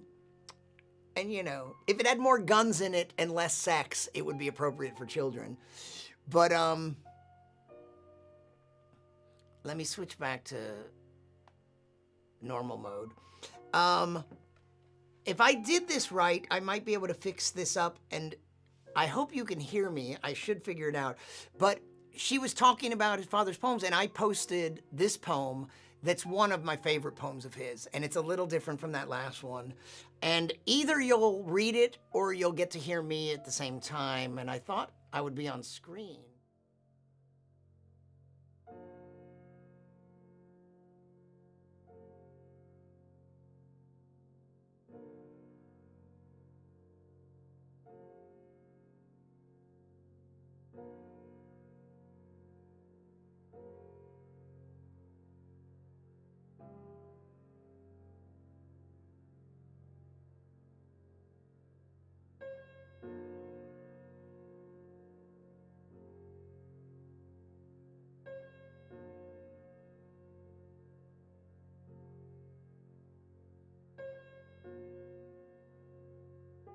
Well, for whatever reason, I don't know why that didn't work.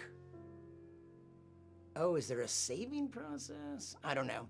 But if you had a chance to read that, or if you didn't have a chance to read that, then I love it. It's called Gee, You're So Beautiful That It's Starting to Rain. Already, that's Richard Brodigan right there. Gee, you're so beautiful that it's starting to rain. Oh, Marcia, I want your long blonde beauty to be taught in high school, so kids will learn that God lives like music in the skin and sounds like a sunshine harpsichord.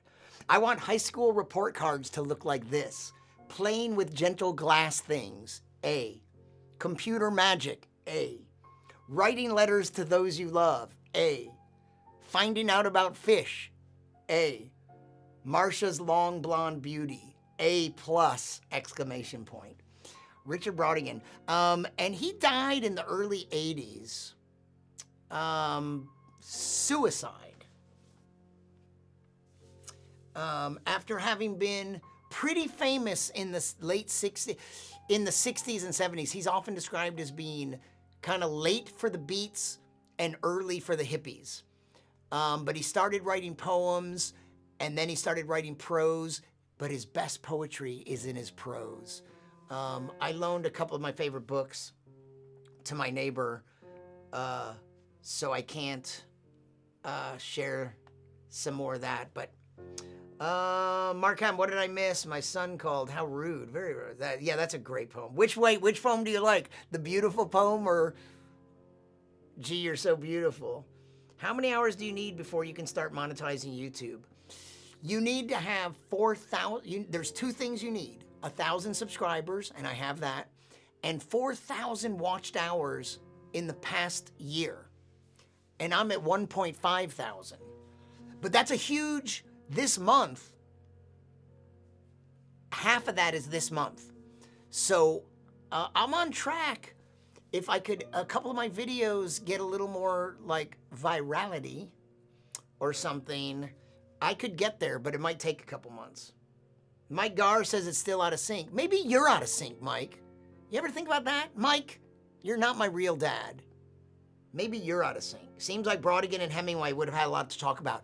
Similar to Hemingway, very simple language. Like sometimes his language is so bare and simple, it's amazing. But then he'll have these amazing turns of phrase.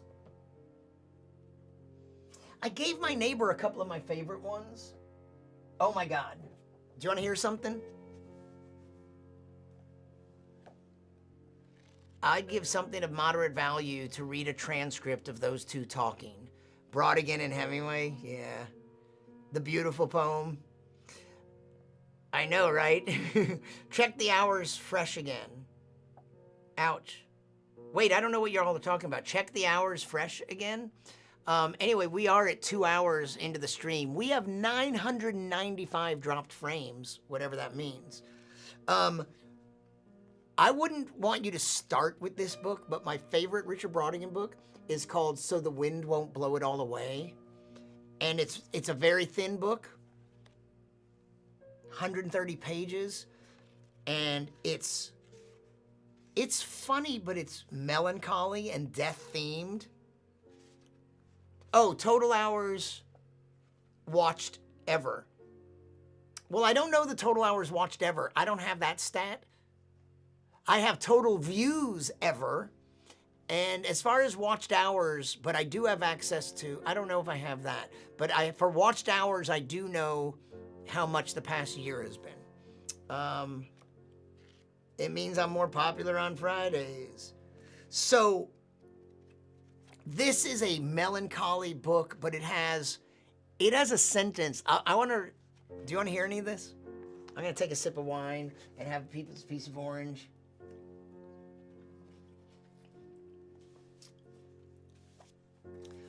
I like the way this book starts, but then I want to read you a sentence that's just one of my favorite sentences. I love it so much, and it'll give you a taste of what he's like. But this is an interesting beginning to a book.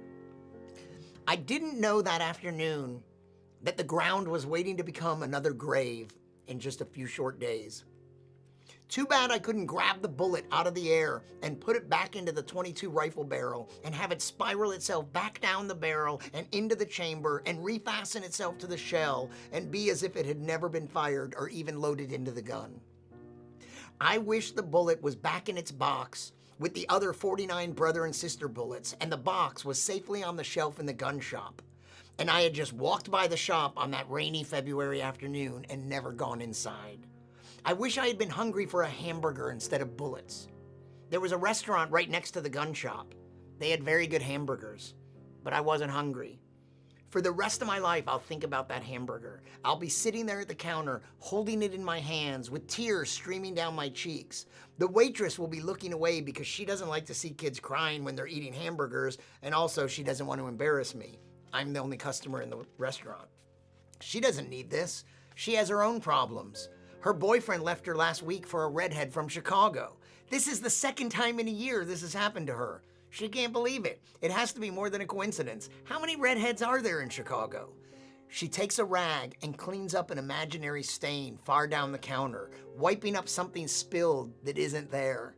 I'll continue on with this story, so the wind won't blow it all away. Dust. American dust.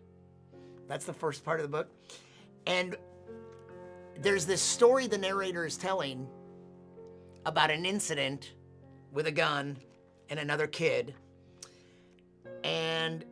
But it's filled with these other reminiscences, not of his, but of the narrator.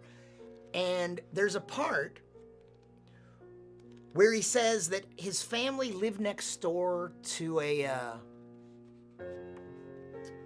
funeral parlor.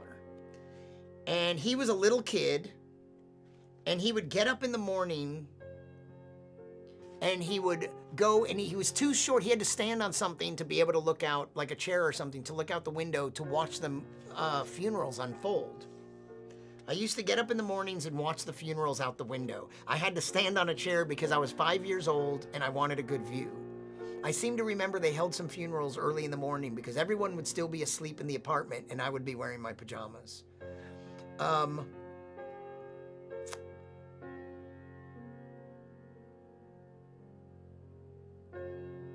And so there's one day, let me find it.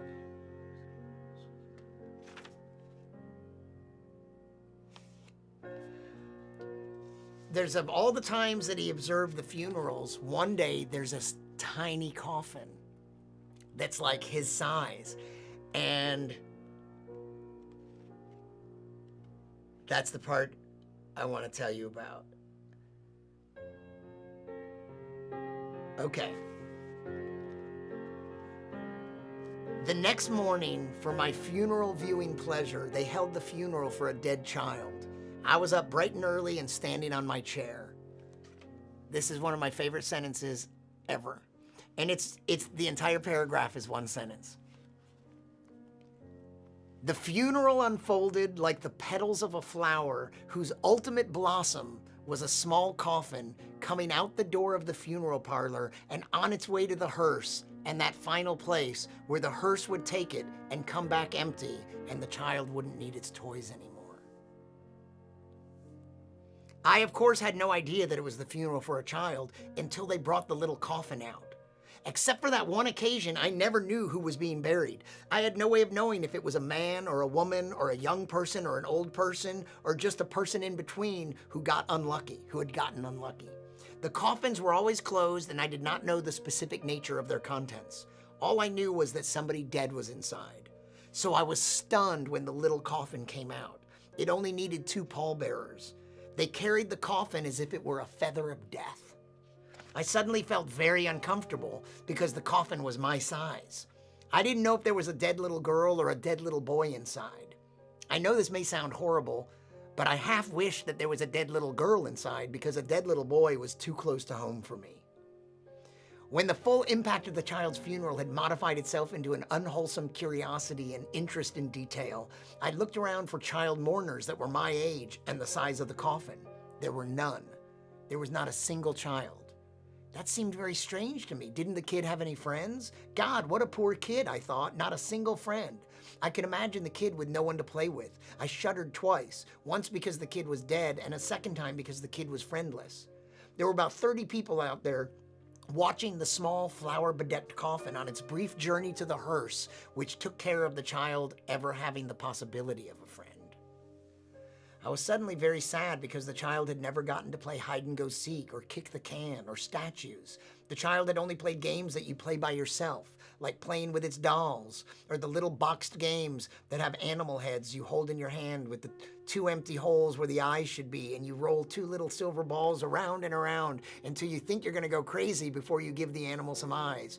Or perhaps the child went on solitary tricycle rides past other children playing together who would have nothing to do with this dead kid.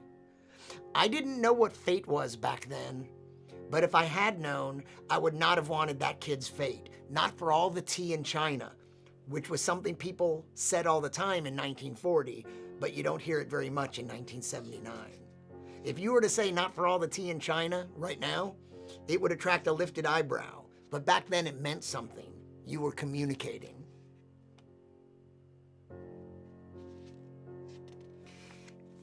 This stuff doesn't make sense out of context, but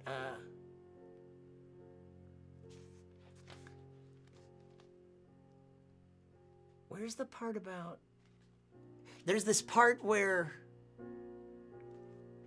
there's these 2 men and something about their mustache. It's something about the black hearse and the black mustache.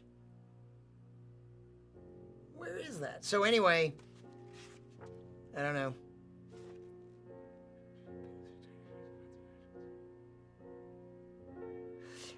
After the hearse had driven off and all the mourners had followed in its shadow like the morbid tail of a black kite, I thought some more about the undertaker's daughter and the child just on its way now to the cemetery where it would stay after everybody else came back. I didn't know the full dimensions of forever, but I knew that it was longer than waiting for Christmas to come.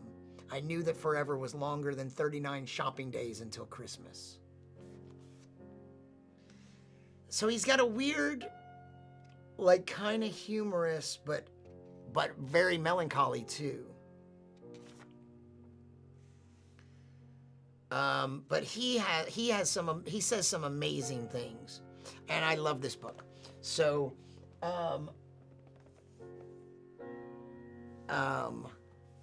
there's this other one called Sombrero Fallout, where he's pining for this Japanese girlfriend he had, and she's just not too far away in San Francisco, but she doesn't want to have anything to do with him anymore, and he's pining for her. And he describes her sleeping in her long black hair, and she's sleeping, and her black cat is sleeping down by her legs, and it looks like a suburb of her hair. It's really beautiful. Oh, it doesn't show. I want to be updated every time you're on. Wait, what doesn't show? Yeah. Brian Mallow Book Club. Yeah, you know, I have an idea for some videos. I don't know how easily I could do this, but I thought, what if in a little short, book review sort of video, and in each segment, I talk about 2 books. And one's a science fiction book and one's a science book, but they like similar science. So like something about genetic engineering, that's a science book, and then also a science fiction book. It sounds doesn't that sound like a great idea? Like it's like, here's a science book and a science fiction book related, but it would be a little challenging. Am I live? Brian Morris, if you're out there, 2345, 8 minutes ago, I am live. I encourage you to come over to watch this stream on my YouTube channel. I'm trying to build up, and subscribe. Hey, y'all. Hey, y'all. Are you hunkered down? Hey, y'all. Hunker down. I don't want that on there. Hunker down and hit the subscribe button, and then also the little bell. Hit that little bell. You'll get notifications. Subscribe and like this video, and watch me on here. If Brian ever started a cult, I'd join. Oh, excellent. You can be my first cult member. You know what's weird? One of my best friends, some of you know, Billy Bucksbaum, his wife was on at the beginning of this stream. Billy, his second wife was on, his true wife was on at the beginning of this stream. But he was married once before and he lived in England. And his ex-wife, her brother, is a bona fide cult leader. He's on watch lists that, like, the kind of organizations that keep an eye on cults, they keep an eye on him. He has a name that's not his birth name, not his family name. And isn't that weird? It's like, and they visited him at one of his compounds once. And Billy told me this story many years ago, but very interesting. But he's a very, so he married a woman, an English woman, whose brother is a total, very successful, financially, cult leader.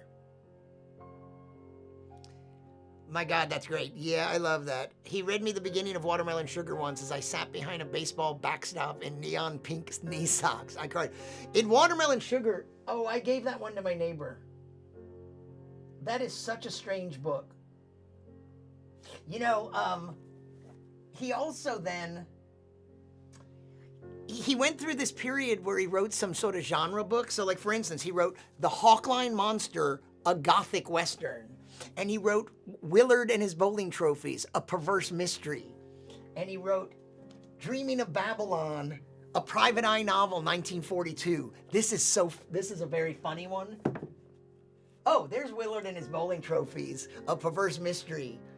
And those two are funny. There's a little bit of interesting relationship sadness in Willard and His Bowling Trophies. But the Hawkline Monster, oh my God.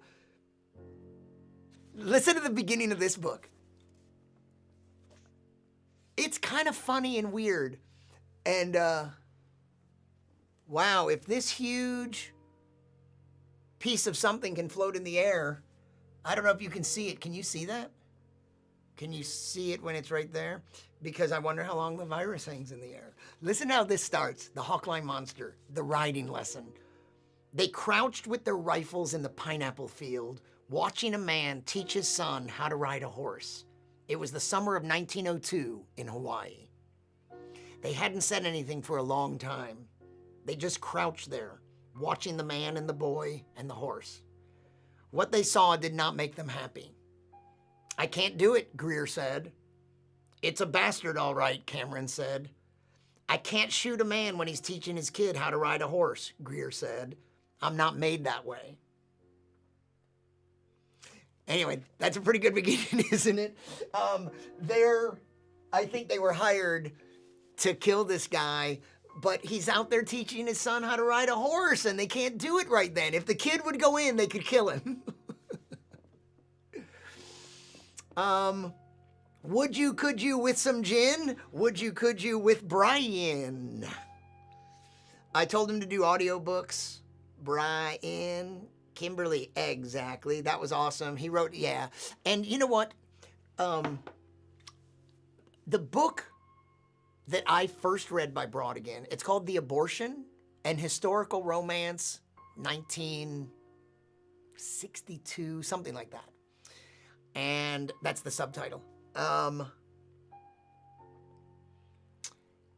It's an amazing book. It's not his first book. You know what? If you've ever heard of any of his books, his most famous book, the one that made him a big star in the 67, 68, something like that, 66, is called Trout Fishing in America. It is not my favorite book of his, but it's the one that made him famous at the very beginning.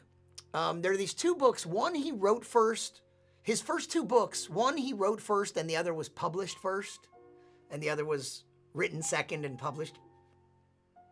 Yeah, whatever. And they are a Confederate general from Big Sur, which I gave to my neighbor, and Trout Fishing in America. And it's a neat book, and it's weird, and it often has been categorized, it's often been stuck in the section about trout fishing in libraries. It's not really about trout fishing. It's a weird novel, and it's not a book actually about trout fishing, although that comes up a lot.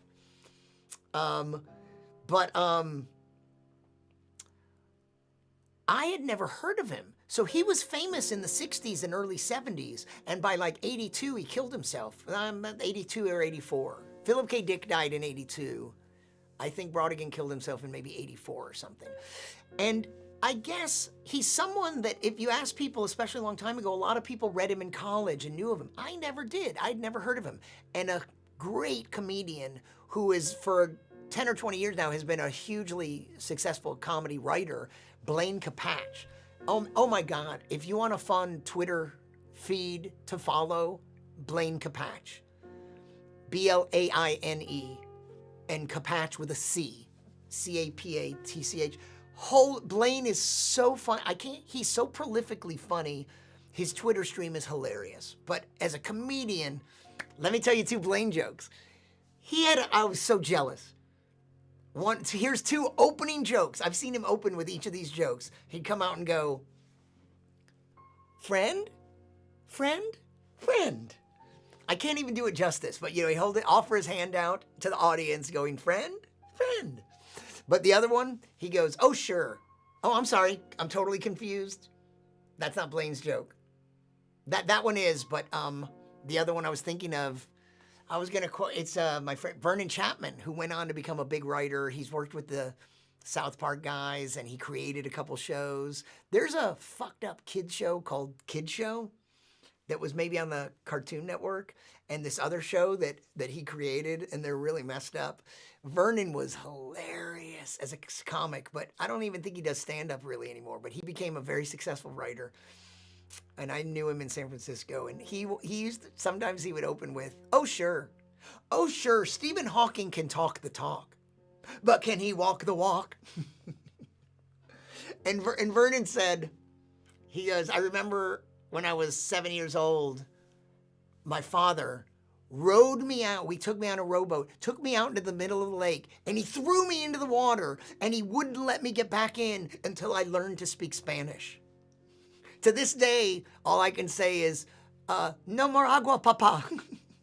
Por favor, something like that. Vernon was so funny. He said a joke about a homeless guy whose smell was so intense, it was making a scratching noise. He goes, that's a pretty intense smell when it's crossing the sensory plane. But Blaine is hilarious, and he was a San Francisco comic and very good friends with Patton Oswalt. They had both come from Maryland. I think they had started in Maryland, D.C. area. They had moved to San Francisco. When I got to San Francisco, they were fixtures on the San Francisco scene. But here's a good story. I had met Blaine and hung out with him before I had moved there on some visits there. And one time, he took me to Green Apple Books, which is a great independent bookstore in San Francisco, in the inner Richmond. And he bought me a Richard Brodigan book, and it's The Abortion, and that was my introduction to him. He was telling me about him, and that's the book they had, or the book he selected for me. To this day, I've turned many people on to Richard Brodigan, and I always suggest that's a great book to start with. If I didn't give it to my neighbor, some other time, I'll read you some of The Abortion, because, oh my God, the beginning is so amazing, and it's beautiful, and and there's also a tough story in there about, they're like in the Bay Area and having to go get an illegal abortion in Mexico in like the early 70s, or I forget the date. But when I moved to San Francisco, I was just getting ready to, I'd mentioned that I became roommates with Jim Short and Kevin Kataoka. Jim was moving there at the same time as me. Kevin Kataoka already lived in Berkeley. He was a Bay Area, he grew up in the Bay Area. And we all crashed at his place in Berkeley until we could find an apartment for the four of us. Jim Short, me, Kevin Kataoka, and his girlfriend, Beth. And Denise, you're reading some of Sombrero Fallout. Where'd you get that? Oh, it's the sentence that I was talking about. Here, Denise quoted this broad again from Sombrero Fallout. Yukiko rolled over. That plain, that simple. Her body was small and it's moving, and her hair followed, dreaming her as she moved. A cat, her cat, in bed with her, was awakened by her moving and watched her turn slowly over in bed. When she stopped moving, the cat went back to sleep. It was a black cat and could have been a suburb of her hair. He says things you've never heard before. He describes her laughter as rainwater poured over silver daffodils. So some of his language is really bare and simple and very simple, and then he'll have these phrases that are poetry that you've never heard before. So when I moved to San Francisco, we were all crashing at Kevin's for a couple months while we tried to find an apartment that we could afford, that the four of us could live in. And Patton Oswalt contacted me and he said, hey, I hear you're moving to San Francisco. Would you like to sublet my apartment? Because Patton and Blaine were moving to Los Angeles to begin their writing career. They were a kind of writing team and they started writing for Mad TV. I think at the very beginning of Mad TV. And that started a career for them. Like, they both did really well in writing. And then Patton, as you know, went on to become a hugely successful comedian. And Blaine continued to do a lot of writing. He was one of the main writers on that show At Midnight with Chris Hardwick. But Blaine, I wouldn't even know all the stuff. He hosted a show called Versus that I think was on the Comedy Channel. Anyway, Blaine was hilarious. Obviously, Patton is hilarious, but oh my God, I always thought Blaine was really funny. So Patton contacts me and he asked me if I wanted to sublet his apartment because he had one more month on his lease, but they were already down in LA. So for the last month on his lease, he had an apartment in the Haight and I rented it, sublet it from him. Patton Oswalt. And another comedian, oh crap. I just had his name and then it slipped. My best friends, Natalie says my best friend's sister's boyfriend's brother's girlfriend heard from this guy who knows this kid who's going with the girl who saw Ferris pass out at 31 Flavors last night. Guess it's pretty serious. What? What was that? The singing duo, Big Trouble. Oh, that sounds like a serious scent. I wonder if Samara wears that one. They moved to SF and took the Maryland comedy scene with them. They sure did. Hey, Steve. Steve, how you doing out there? And you're on YouTube. I really appreciate that. If anyone's out there on Periscope or Facebook, hello. All the comments that you hear me reading are over on the YouTube version of this very same stream. I've totally lost my voice. We went long. We've got 1,201 dropped frames. Albert, am I still in sync?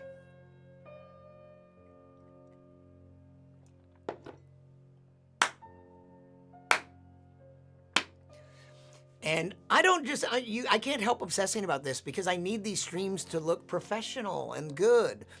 As professional as all the other aspects of this. Sarcasm.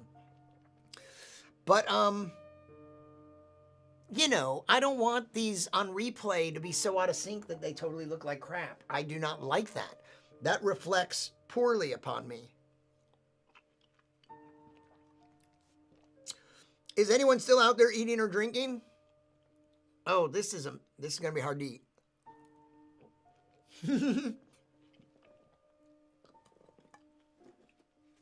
Snack break.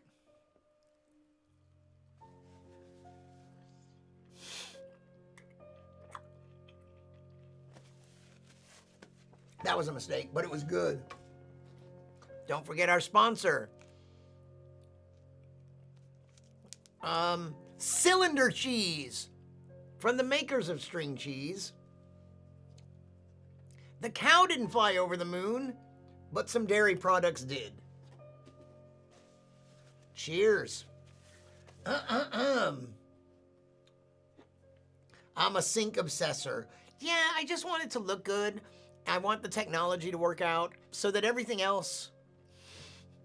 I want everything superficial to look perfect and professional to make up for the rest of this bullshit. Steve, are you eating or drinking more of the ASMR? I don't know much about that ASMR. What does ASMR even stand for? I know that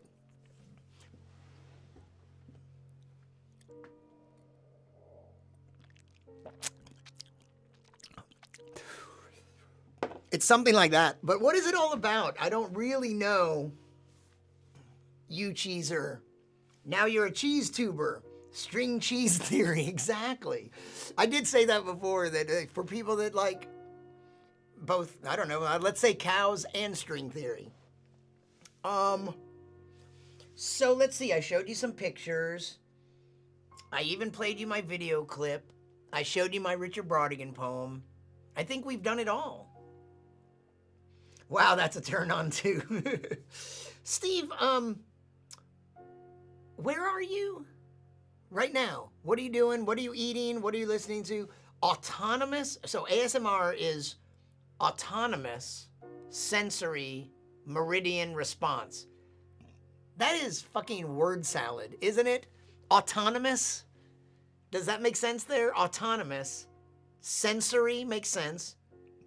Meridian response? Is this just nonsense? I know it's popular, but popular on YouTube doesn't mean shit. And I forgot that we have some shit to talk about Trump. Here's the thing. Let me just read it right off of here. Do I prefer Copenhagen cheese? The Copenhagen, what did he say? Where did Steve's little comment go? String cheese theory. Is it still in here? Did I delete it? Oh no. Here, let's see what this, oh Jesus. What is this? When did this come in? Breaking news. What's the timestamp? Come on, Gmail. 10:49.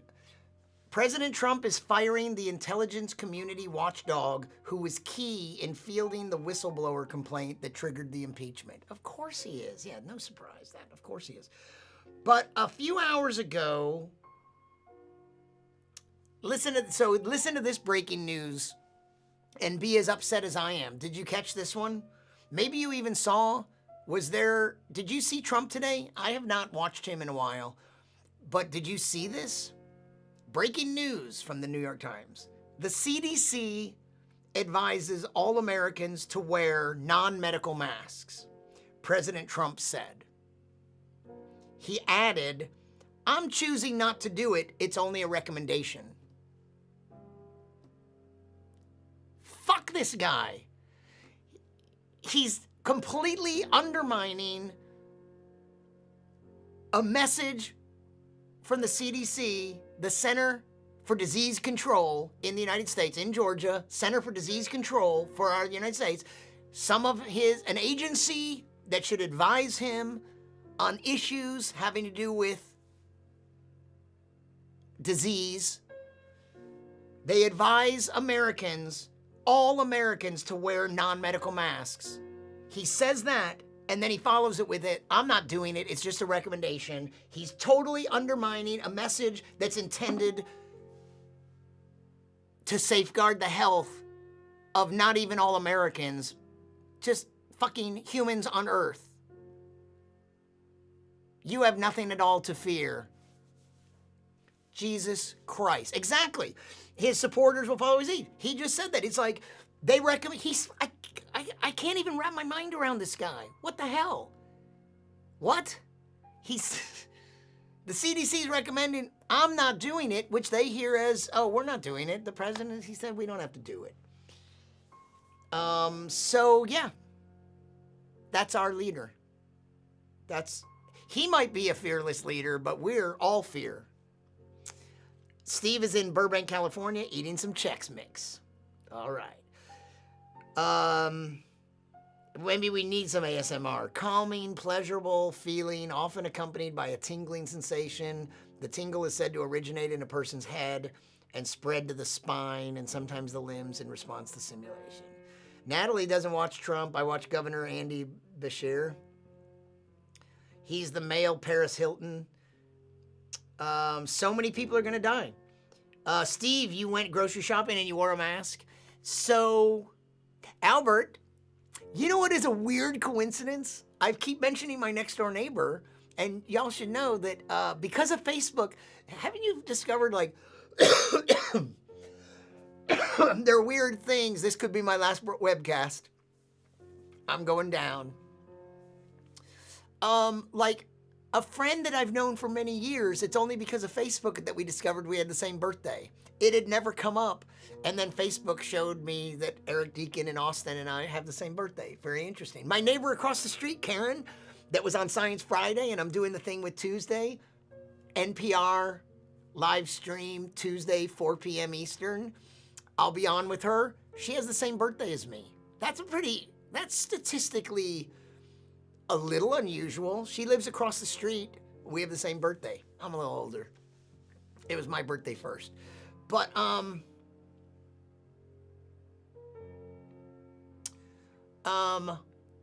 because of Facebook, at some point, my next door neighbor who's Facebook friends with me, and Albert, who's Facebook friends with me, they started seeing each other's names, and she saw the name Nurik, and she knew she had some relatives named Nurik. Turns out they're totally related. They're like cousins. How far removed? I don't know, Albert, but at least as far as North Carolina to Texas. But that's fairly removed. Not as far as it could be. But yeah, so my next door neighbor that I keep mentioning is actually related to Albert. And we discovered this because of Facebook and them meeting each other that way. So pretty neat. And what was my point in that? Just that was the point, I guess. Oh yeah, the mask. Albert, Kim made some masks, and she made me one. I asked her about it yesterday because the news was they were going to probably change the CDC was going to change their recommendation. And she said she had one extra one that wasn't pink or something. She said that wasn't me, that was her. And so this morning she texted me that she had hung it on we did a no contact.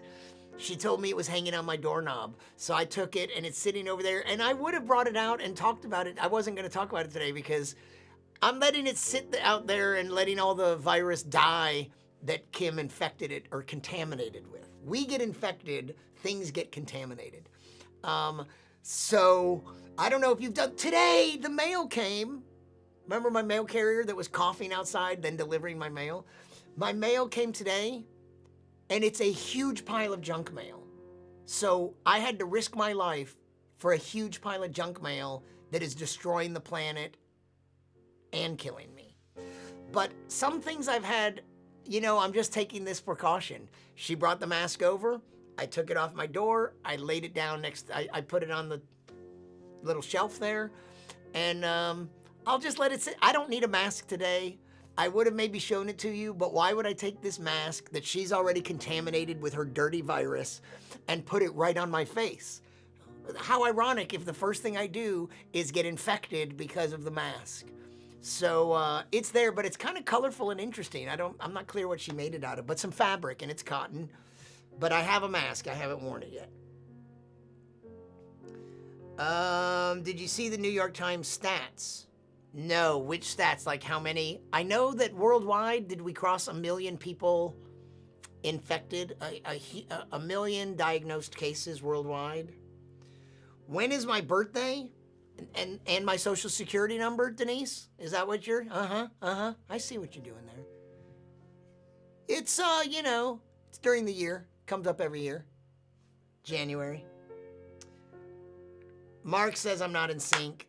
Well, I've only dropped 277 frames. I don't know why I would be out of sync. Woohoo! We are at 2 hours and 35 minutes. Does that make this the second longest stream? I think. Questo, Piccolo, Kaiju had to go make dinner and you're still going. Wow. What did you make for dinner, Sarah? What did you make? I'm trying to find a Queen reference that has something to do with food, and I can't think of any off the top of my head. It sure took you, you've been gone a long time. My first cousin and I have the same birthday, says Susan. Albert, 1,600 miles. That's how far removed you are as cousins. But your cousin was born 2 years before me and 2 hours before me. Both? She was born 2 hours before you, and then she was reborn 2 hours before you. 2 years, then, whatever.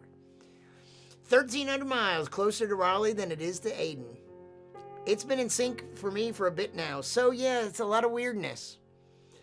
Mark found an extra N95 that I'm going to mail to my son. MAGA mask. What's your son do? So yesterday we learned that your daughter is in Silicon Valley and is an engineer, computer engineer, and a programmer. What's your son doing? Is he a healthcare worker? Or you just want him to be safe? In or out, KKV?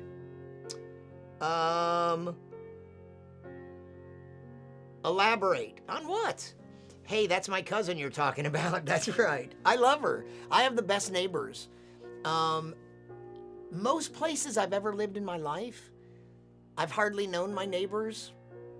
I've always thought that was a reflection on especially big city living, but America in the 20th century and now the 21st.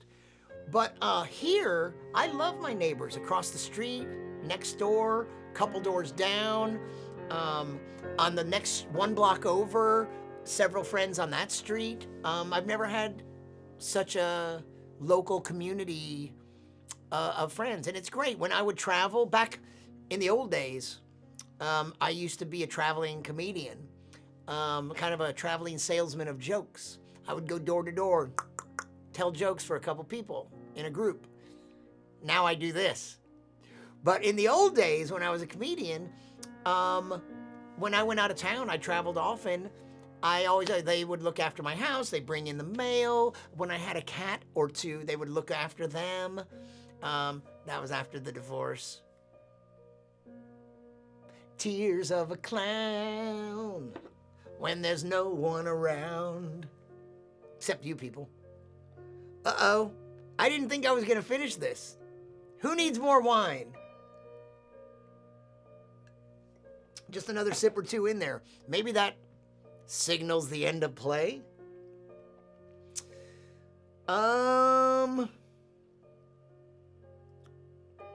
We're at 1,099,080 diagnosed cases worldwide.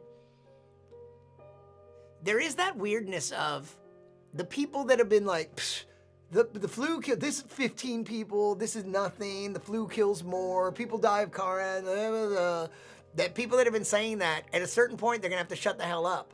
I don't wanna rub it in their face, but I wanna rub it in their face, don't you? Like, you wanna go, see? Yeah, Trump, remember very recently when you said there's 15 cases, soon there'll be 0. It's a miracle. It's just it's perfect. Perfect as my transcript. That was such a perfect conversation. If I was in sync, I could start a boy band. Steven, one more pun like that and you're banned. Banned? All right. Okay, you're okay. Since I immediately came back with an that was unintentional, but I came up with a ban. I hit you immediately. You're okay. You're off the hook for that one. But I'm watching you. No, I was just curious when your birthday is. Yeah. Questo, Piccolo, Kaiju, something sweet like there is a yes. You call me sweet like I'm some kind of cheese. Of course you're quoting a Brian May composition. There were probably other little, I can't say that, sugar and a rubba-dubba baby oil. Deaths, 59,178. Recovered, 228,000. Well, that's a big gap between there and 1 million. Are the rest all current cases and we don't know? Shit, I'm not really familiar with that band, Fountains of Wayne.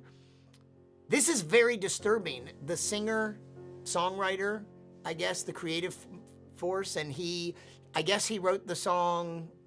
I read this, and Mark, I think you told me this too, that That Thing You Do, the Tom Hanks movie, that I think Tom directed or produced or both, and he did a great song for that. I'm not really familiar with his music though. Steve Schlesinger, I think his name is. A couple days ago had coronavirus, and he died from it. And he's 52 years old, and he died, and he's younger than me, and he died from it. And what I did not see in any of the I looked at a couple different stories, because what I wanted to see, someone should be mentioning if he had any underlying health issues or something.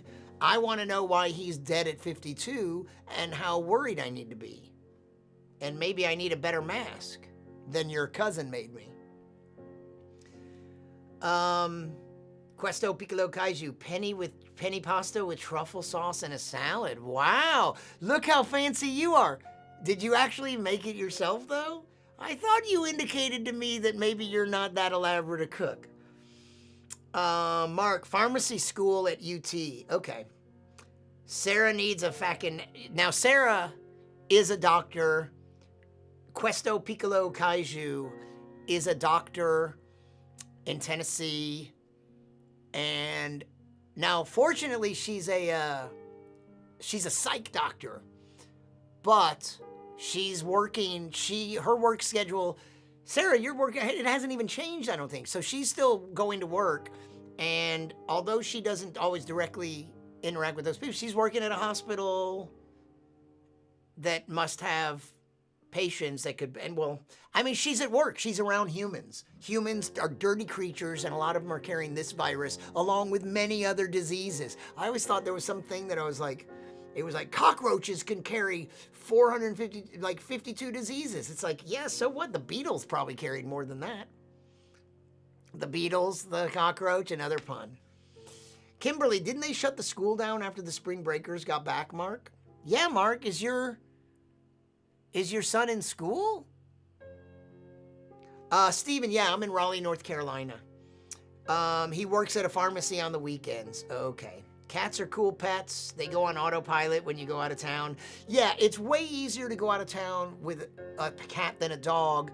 But if you go out of town for 2 weeks, someone needs to feed them, someone needs to change the litter box, and someone needs to give them a little love. A cat needs a little love. There were 2 cats. There were 2 humans and 2 cats living in this house. Then there were 1 human and 2 cats living in this house. I was the human. Then one of the cats died. And then it was just me and Sagan. And I thought of, there's a line in Blade Runner where I would say to Sagan, there's only 2 of us now. Which Roy Batty said to Daryl Hannah, Pris. There's only 2 of us now. And then Sagan died, and it was just me. And all my neighbors, most of all Kim, Albert, were like, are you ready for another? Everyone's trying to get me. Kim has a dog and a cat. And I look, and then, by the way, I do that for them too. I look after they usually, when they go places, they'll take their dog. I've dog sat for them, but mostly I've cat sat. They would take their dog with them, and they'll go to the mountains or the beach or something, or go visit family, and they'll take the dog with them, and I'll take care of the cat. But when my cat died, Kim especially, and some of my other neighbors aren't you ready for another cat, Brian? And look there's one available on Nextdoor. And I'm like, I'm not ready. But it's also a little bit of a pain. It's different. Like, it's easier to travel without one. But now that traveling is not happening anymore, maybe it's time to get another pet. Or a kid, who knows? Maybe just a chimp. I did finish watching Tiger King. How many of you have watched that show? And if you have watched it, my sister and I, something came up. We were talking about ages of people. That guy, that Tiger King guy, who's currently in jail. Oh, well, you know that at some point in the show. Sorry if that's a spoiler, but you know it. A few episodes in, you know it. And he's 57. And he looks a little older. Albert, give me all your wine. It's a miracle. It's a miracle. Wine is rad. You saved me with band and band. Mark, Adam had heart issue. Oh, Adam Schlesinger. He did have a heart issue. I mean, that's what I want to hear. Sorry. But I don't want to hear. I want to hear that he smoked 2 packs a day for his whole life. I don't want to hear that he was healthy and he died at 52 from complications from this virus. Excuse you. Okay, Sarah, you made it. I'm very proud of you. When they give you some time off, you can come make me something. But you work in the emergency department. So somebody comes in and they can't breathe. And what are you going to do? Try to talk them down?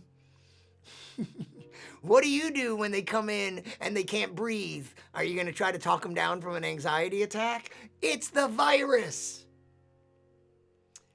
Those people come from anywhere. Natalie says, Voya, oops, it moved. Voya, Costarme, Ahora, Buenas noches. Good night? Are you saying good night? Is that how you talk in Kentucky? Are you speaking? Who is SAR XWS? Universities went online class. I'm in school too. Take exams at home and everything. Yeah. It was a wonderful train wreck. He's a poor man's 57. Joe Exotic has coronavirus, and does he really? Maybe that's why she brought him up, and he's in isolation. Darla, you finished Tiger King. What'd you think? What a show. So weird, huh? Every character was so bizarre.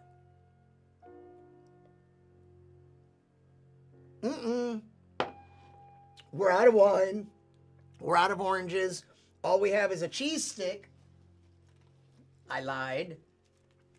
And some 90% dark chocolate from Lindt, which is apparently maybe based in Zurich. Because when I was in Zurich, I was seeing a lot of signs for Lindt. I have acquired a taste for dark chocolate over the past few years. The darker you go on the spectrum, the portion, if you look at the nutrition facts, the darker you go, the bigger the portions get, and the sugar content goes down. Both. Less sugar and bigger portions. It's a win-win. Yeah, that was a pretty twisted show. Oh, it was a wonderful train wreck. Is that, Albert, did you watch? Are you talking about Tiger King? Yeah, what a train wreck. The whole thing, and every character was a mess. Albert? Steve, you're off the hook because Albert drew all the attention to himself because he has some Lindt in his belly button. Mark, do you have a little every night? Dark chocolate, 80%. You know what's weird? Lindt has a bunch of different ones, and there's one that's like 75 or 80. There's something different about it. I forget what they say, but the 90%, you would have thought, if you already had 70 or 80, you'd think, oh, 90's too much. But it isn't. I don't know what it is, but I gradually moved towards it.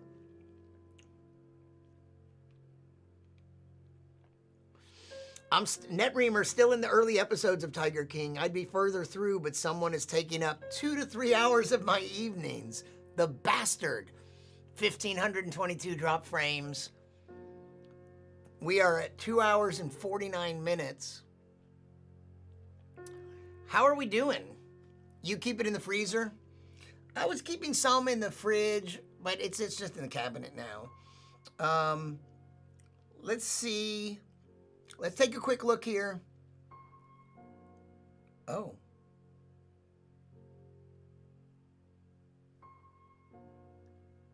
Wow, I closed, when I return to Facebook, it's always at the same part of the stream where I left it an hour ago. So I just closed the app, and then it's acting really weird. It gave me a sort of strange, like a login. Like I had to tell them it was me. I didn't exactly have to log in, but Just about. You keep it in the freezer? Damn, turn that off. Yeah, so there's this weird double-sided thing. By encouraging everyone to leave Facebook and come to YouTube, when someone does go over to the YouTube channel, they see me talking and it's like a ghost town there. And it's like, there's no one there. Oh, you know what I should also do? I forget that I'm streaming to 2 different pages on Facebook. And I stopped checking the other one, my fan page, which if you haven't, you could like that too, but don't leave right now. Stay where you are. Stand down, everybody. Oh, so how funny. Tom Turbeville was over there earlier. Okay. But let's come back to YouTube. I think we're kind of winding down, aren't we? Do you feel it? Do you feel it? I feel it. I think we're winding down.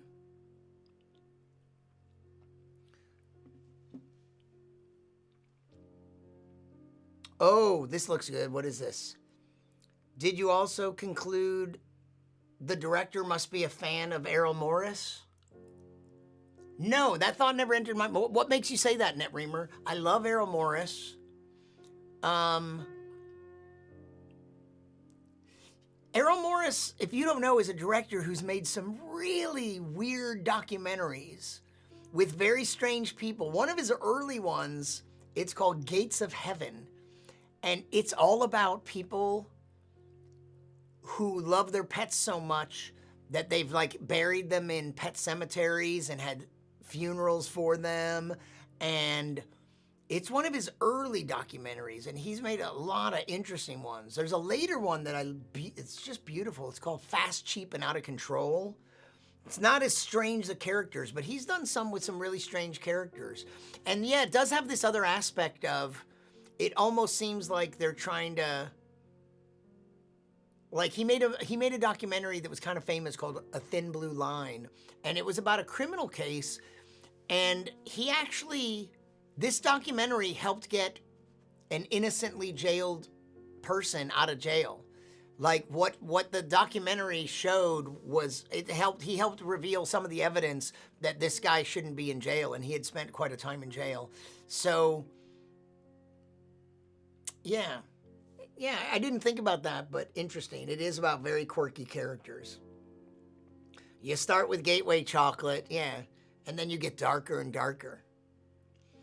I don't know how to pronounce your username, the SARXWS, but you say, I saw your show at LSU in 2016 or 17. You randomly popped up live on my Twitter today. Figure I'd check out what you're doing now.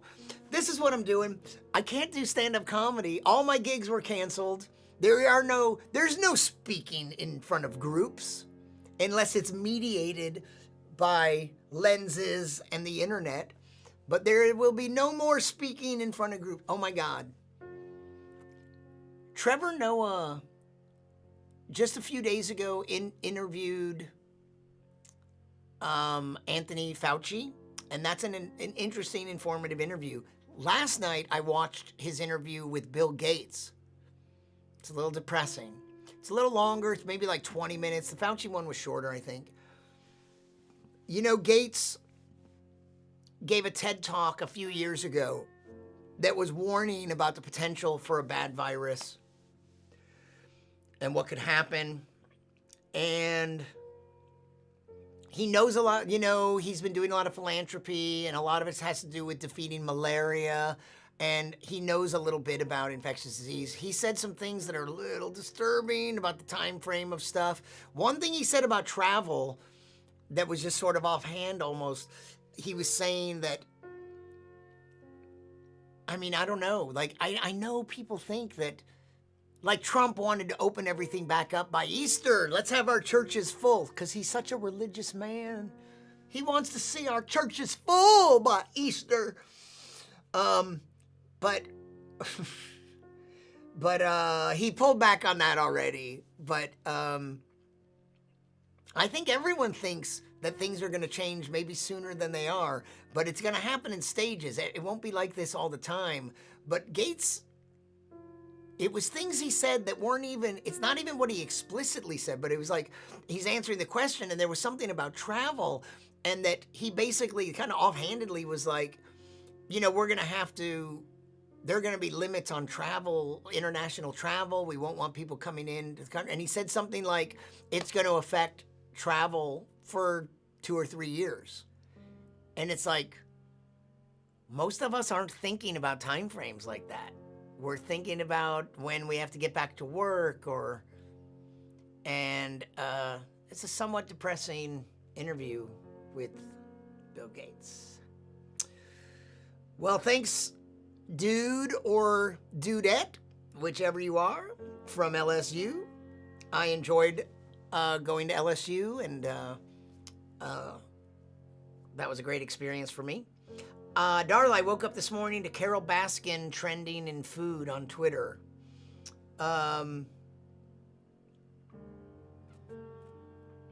Dark chocolate. See, that's true. This is just dark chocolate. Add the salted caramel bit to it. Oh my God. I'm in. I'm all in. Darla, you can feel it. Sorry, I was the only one watching on Twitter. Were you? But I usually, really? Were you on you were on Twitter, but not on Periscope, right? Because when I look, let's see, did you like it? Did you give me a like? Are you one of these people? Where is it? Why am I tagged on these posts? How many snacks are we allowed to eat at 11:23 p.m.? How many snacks do you have? All the snacks. You're allowed. In times like these, you're allowed to eat all the snacks. All is forgiven. Doesn't everybody know that? You can have your snacks. Let's see. There's no likes to the tweet, but if you click over, oh my God, you might be right. No one's watching. Oh, maybe at the end, but it usually says later for me that like 123 people watched. But you're right. You are like it looks like there was one person watching, and I guess that's you.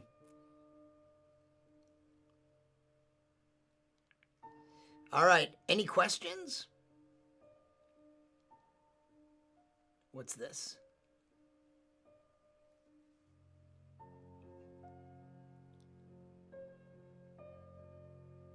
Oh, that guy looks familiar.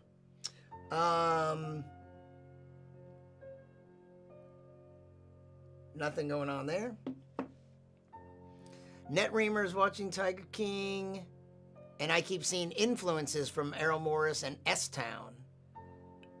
Joe Exotic should be a phone-in guest here. Oh my God.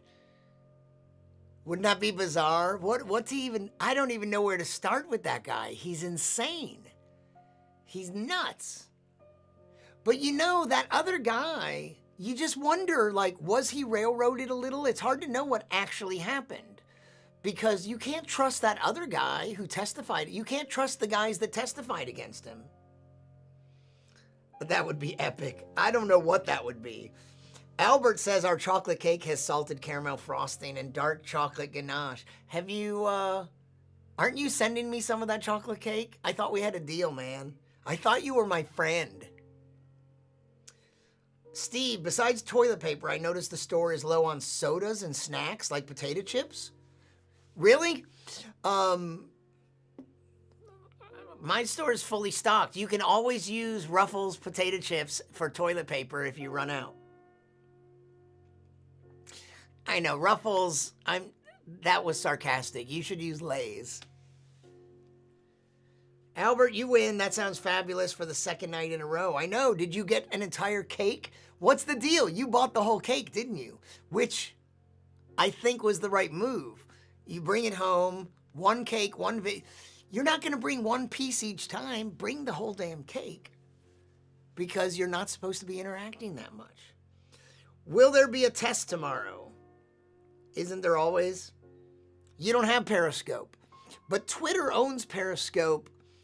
And it's weird, this video, like, if you click the stream, right, you don't have the Periscope app. I do. Yeah, I don't understand.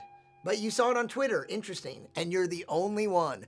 So there's one of those weird things. I have 20,000 followers on Twitter. I get no engagement. I got you. 20,000 followers. 20,000. And I got you. On Instagram, I have 1/10 as many. And I get way more engagement. Unfortunately, I can't do this to Instagram at the same time. I could, but I would have to use my phone separately. Stop spoiling. I didn't mean to. When you visit, I'll introduce you to the chef. That's not from Himalaya, is it? Where's your cake from? What were you eating? I thought you were eating Indian food. Did I already meet the chef? Who made that cake? Yeah, whole cake. Awesome. I'm jealous and I'm proud of you. Are we done? What do you think, gang? What if this was an entire voice chat? Like, even if we didn't see you on video, what if it was at least voice chat, like when Albert called? How many other voicemails do I have that I could play you? What was I going to click on here? Oh, yeah, I'm going to click YouTube. Oh, y'all are out there. 3 hours and 2 minutes, you're right. That's really more than enough. I apologize. I don't understand. There must be something seriously wrong with you people. Now, I don't want to scare you away because you're the 15 people that are watching, plus one on Twitter. I'll post your phone number. Don't bother. You needn't do that. Let's see, all right, the battery's holding up. I don't see a red light on it. It's good to know that my rechargeable AA battery that is brand new can last at least a few hours. A call-in show. Yeah. I have some things I have to do over the weekend, which is why we should wrap this up because I have a few things I need to do anyway. And this weekend I have some work I have to get done, and I'm doing something for my sister, a video task. And I have to make some more progress on my other virus videos. But I want to experiment with this other software package. That could change everything.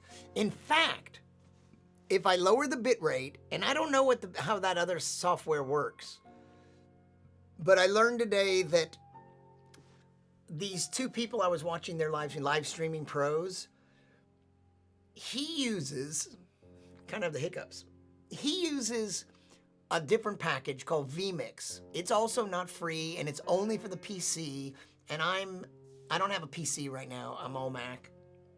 And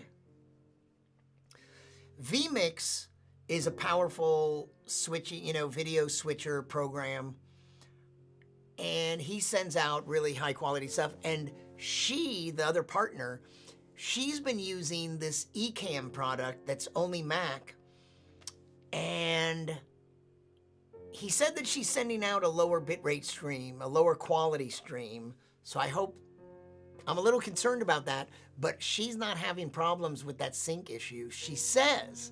So that'll be interesting. Voice chat would be fun, more interaction, and your birthday, and my birthday? And pictures when you were a BBG nom and Bo. Wait, what did you say before? What do you mean, and my birthday? And pictures when, oh my God, yeah. I know, I have old photos. I posted one photo of me from like junior high. I posted it to Facebook and Instagram. A lot of you saw this. Maybe it's easier to find on Instagram, but it'll be too small. I posted one picture of me.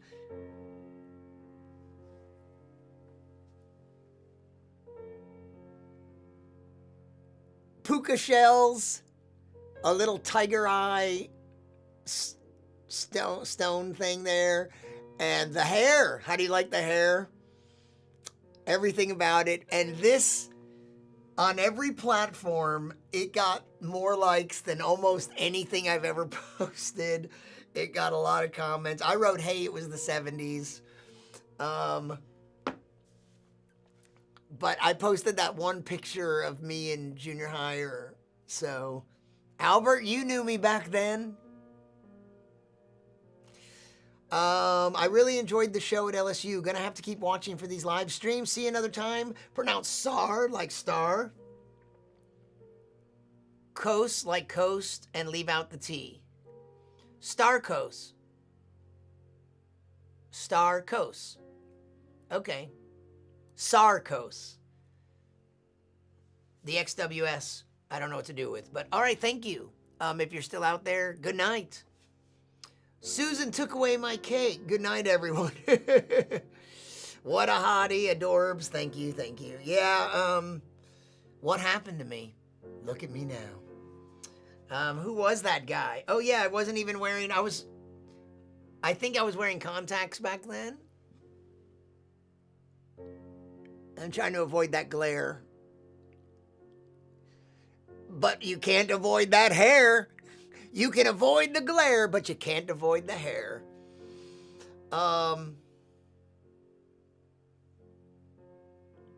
Who was that kid? Albert, who was that guy? Albert, I would bet anything that you have memories that involve me that I don't remember.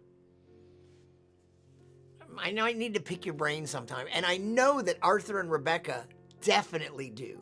They seem to remember vividly things from ages past, and I have a terrible memory for that.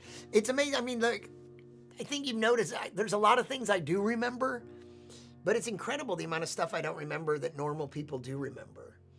Like, you know, oh yeah, we used to, every Thursday night, we would watch that on Channel 7, and blah, blah, blah, or my teachers, all the teachers I had in high school and junior high and elementary school. I remember one teacher from elementary school, Mrs. Gold.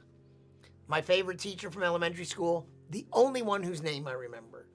Junior high, Albert, you mentioned Alice Johnson. That was Bel Air though, right? There was a chemistry teacher though in junior high. See? Terrible. I remember my English teacher from junior high, but just not right at the moment. Mark, hey, at least you had lots of chicks adoring you at that time. Remember when you and I went to the movies with like 8 chicks, the first Halloween movie? No, tell me more. Mark, I remember the one,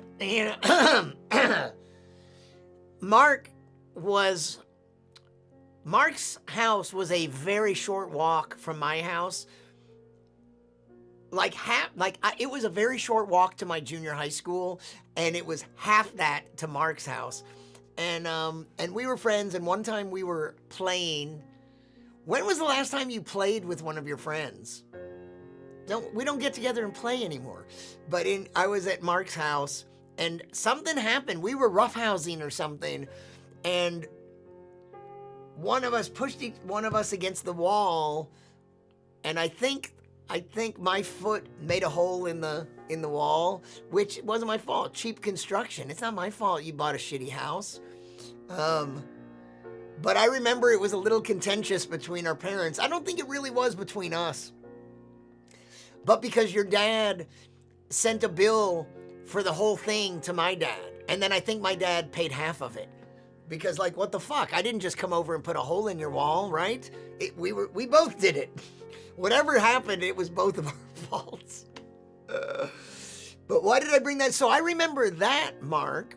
But this other part about chicks adoring me and us going to the first Halloween movie.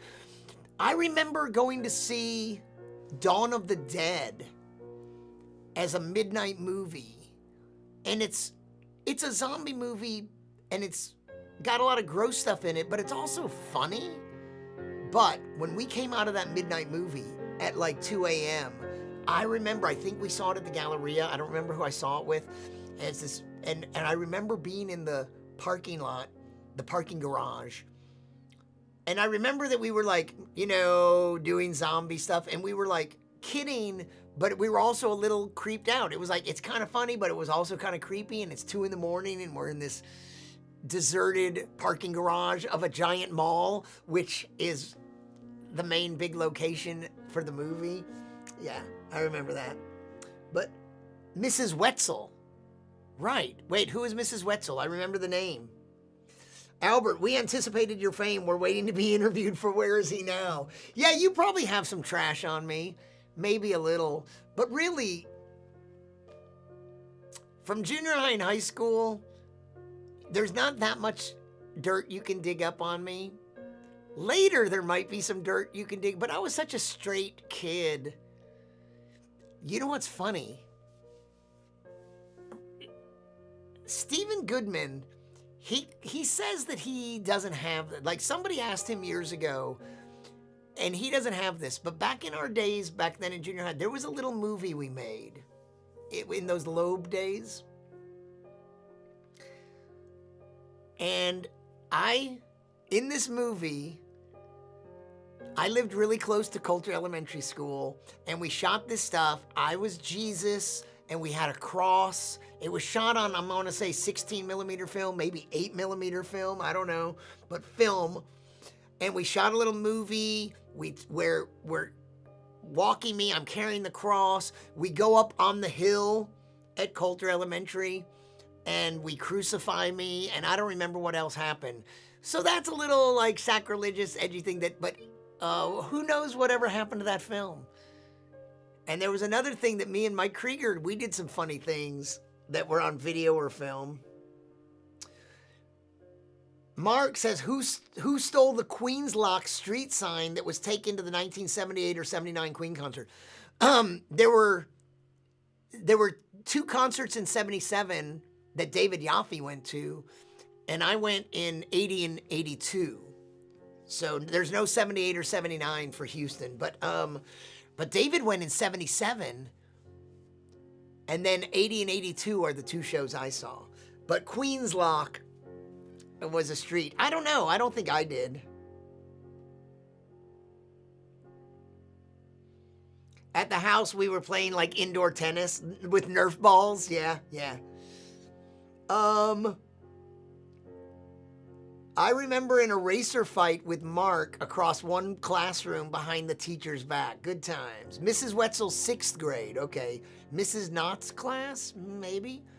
Pablo on Facebook says, hi, I met you in the Lindau Nobel Laureate meeting 2018. Are you still out there, Pablo?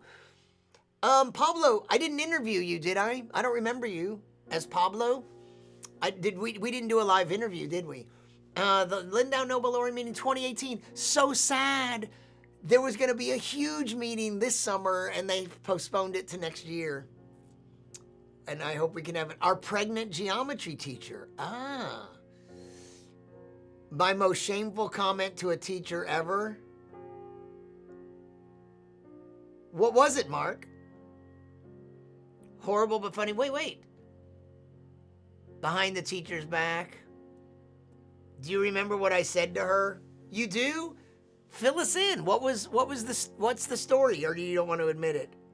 Okay, it was 80, yeah, 80, 82. That's okay. I'm so jealous that David Yaffe saw them because they put out A Day at the Races and they came to Houston early in 77.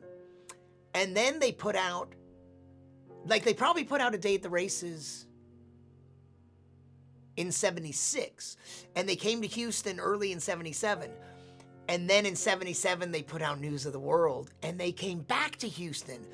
And that show was recorded, and you can see footage from it. Houston 77, News of the World tour. You go to YouTube. That show is so good.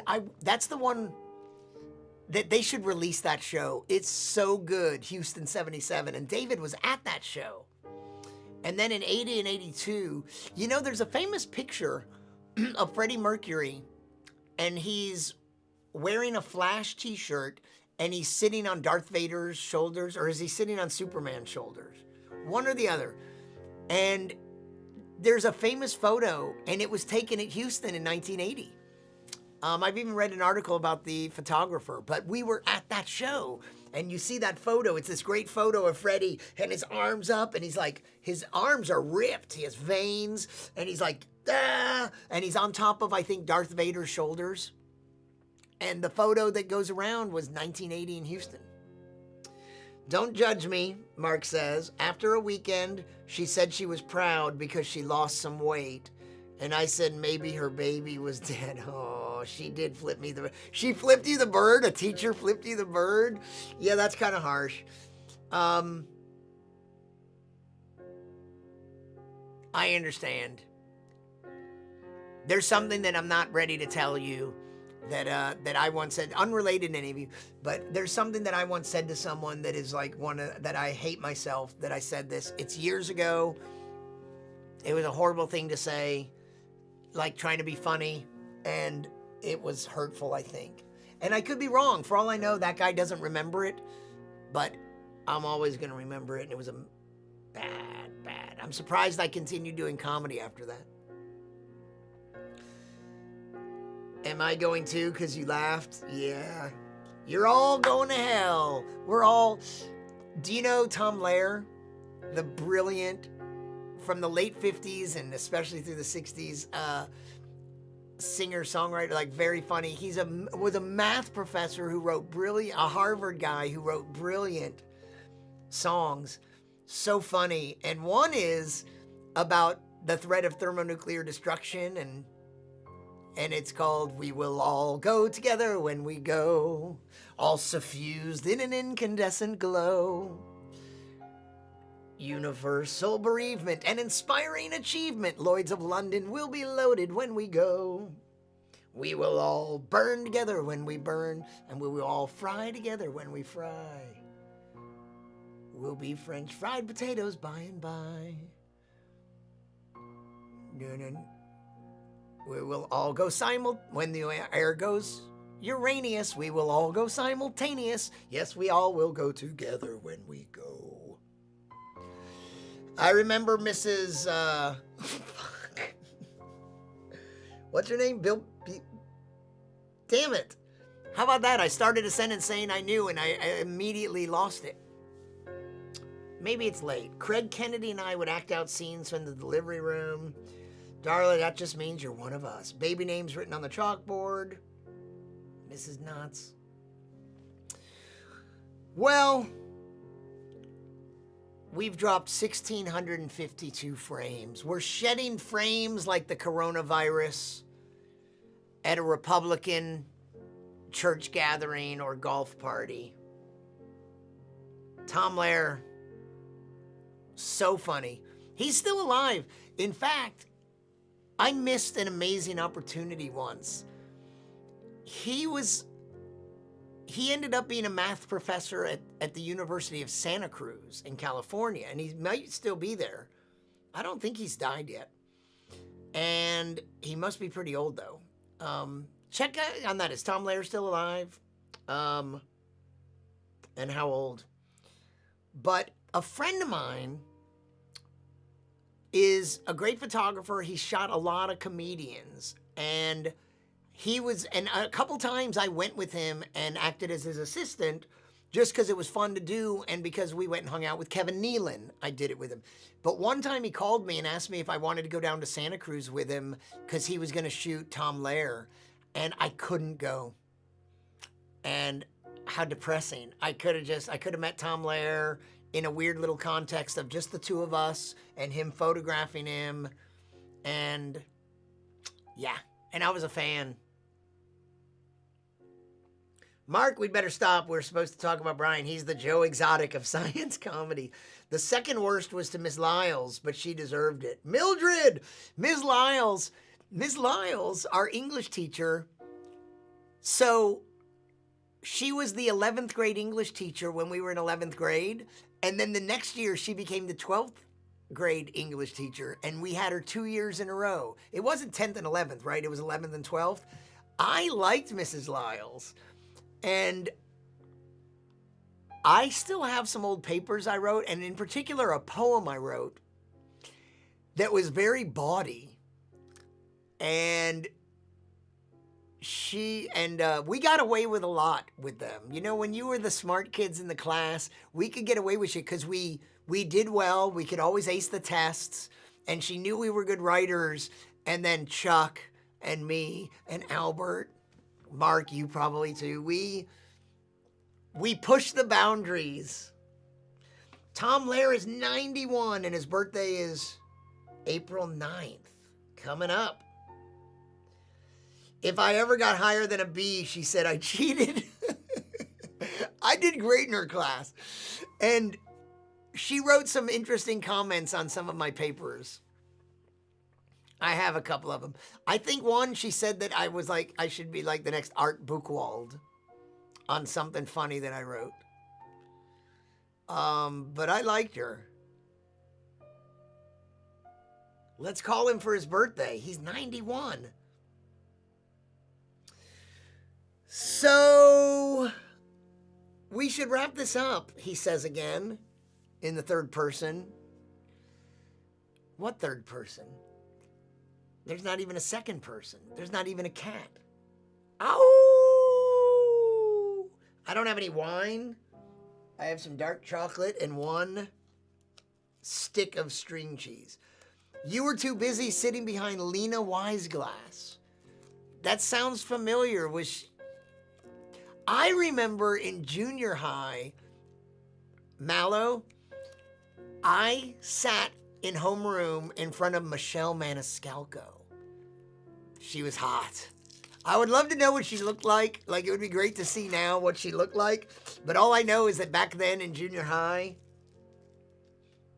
I definitely thought she was hot. I didn't know what to do about it at that time. But Michelle Maniscalco, where are you? Do you think she's on Facebook? I mean, she probably is, but I'll bet that's not even and I don't know. I want to guess that she had 2 L's. I'm not even sure how to spell her name. There's a lot of Michelle Maniscalcos. But are any of them still in Texas? One has 4,000 followers. Michelle Jersey Maniscalco. And one's a waitress at Mom's Kitchen. I don't even know if I would recognize her. She was brunette. She may have been Latina. Maniscalco? Italian, right?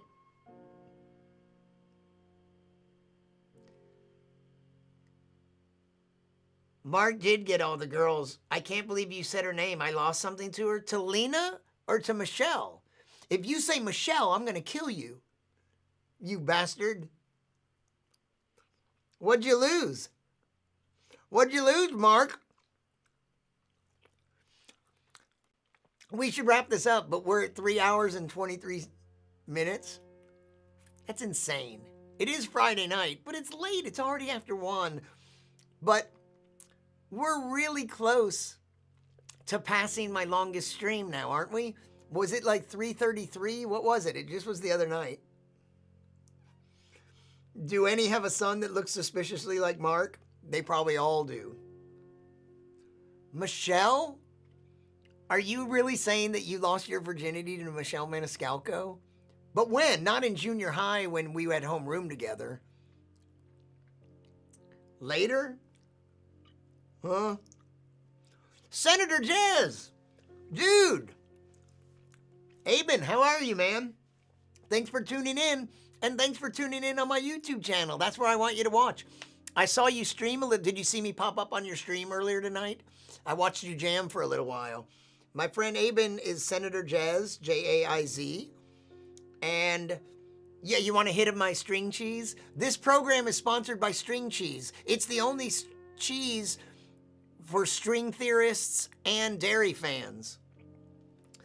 Oh, you two I have some old friends on here and we're reminiscing about junior high, but we've talked about a lot of other stuff. Have we talked music? Well, we always mention Queen and Brian May. And we talked about T-Bone Burnett and I quoted some lyrics. And, I'm going to have to tell you more about the Elton John Captain Fantastic album because it's pretty unknown, except for one song. It's pretty unknown.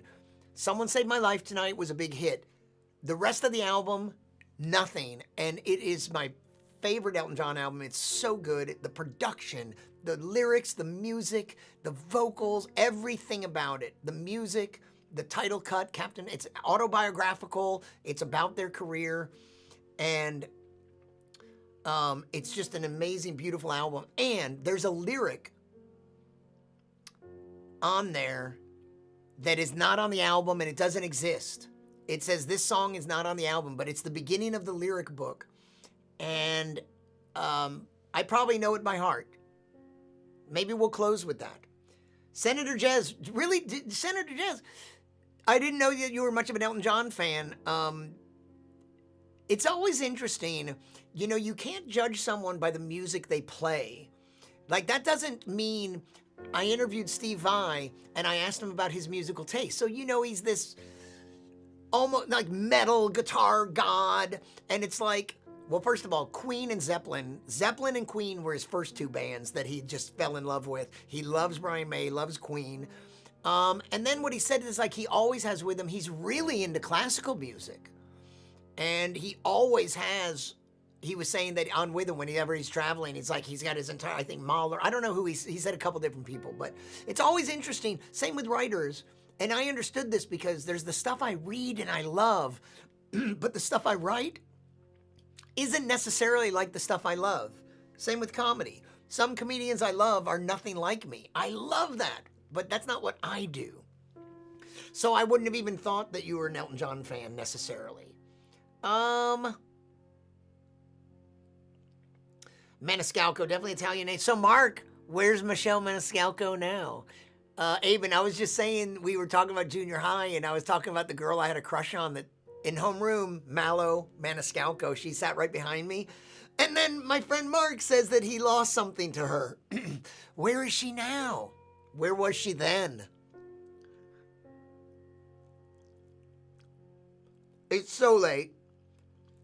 It's Friday. Eat your cheese and chill. Doing fine, good to hear. She went to Westbury. I did, it was a bit of a failure. What I heard sounded cool. And the other night, some really cool stuff. But yeah, I love that album. T-Bone Burnett. T-Bone also scored the music to Ozark. Really? Yeah, he's done some other stuff. It's, who did Elton John? There's a classic old crazy looking guy that played piano that Elton semi-worshipped. And they made an album together. I can't think of his name. And T-Bone Burnett produced it. The History of Cheese and its place within the CMB. I've heard it. And with that, I'm off. Sweet dreams, party people. Good night, Darla. I'm an old school punk that loves classic rock and play orchestral and ambient. Yeah, hey, Aben, you know, it's funny. I was telling someone that the music that I think I told you this. The real background music that I want, the ideal piece is that Music for Airports, Brian Eno, first track on that ambient music for Airports. The first track, I can't tell you just that music, how I resonate with that piece. And a friend of mine said that he didn't know, but he went and he was listening to like a playlist and he heard something and he thought I might like it. And it turned out to be that very track. But, Pablo, I met you in Lindau while you, oh my God!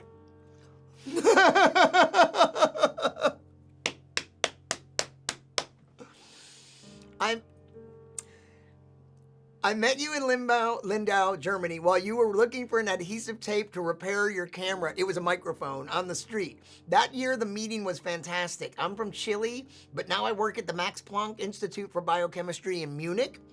I hope you stay healthy. Best wishes. That is so awesome. Yeah. You know what happened? Were you the one?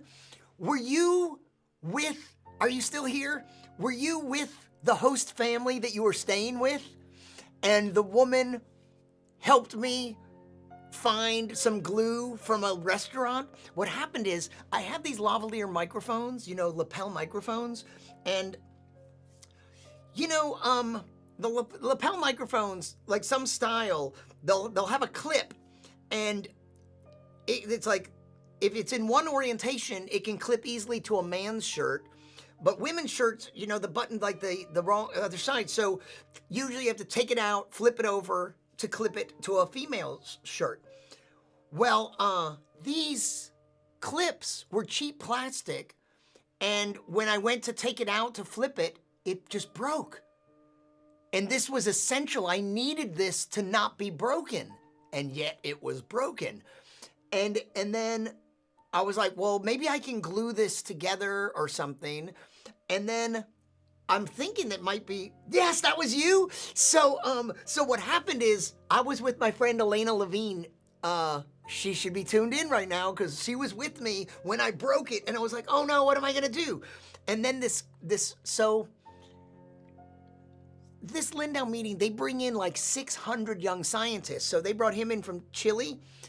And some of them are staying at hotels. Some of them are staying at host houses. People are housing them. So a couple walked up with one of the attendees, and she helped me with her ability to speak German, being German in Germany, helped me ask if this restaurant, and it turned out they had some super glue.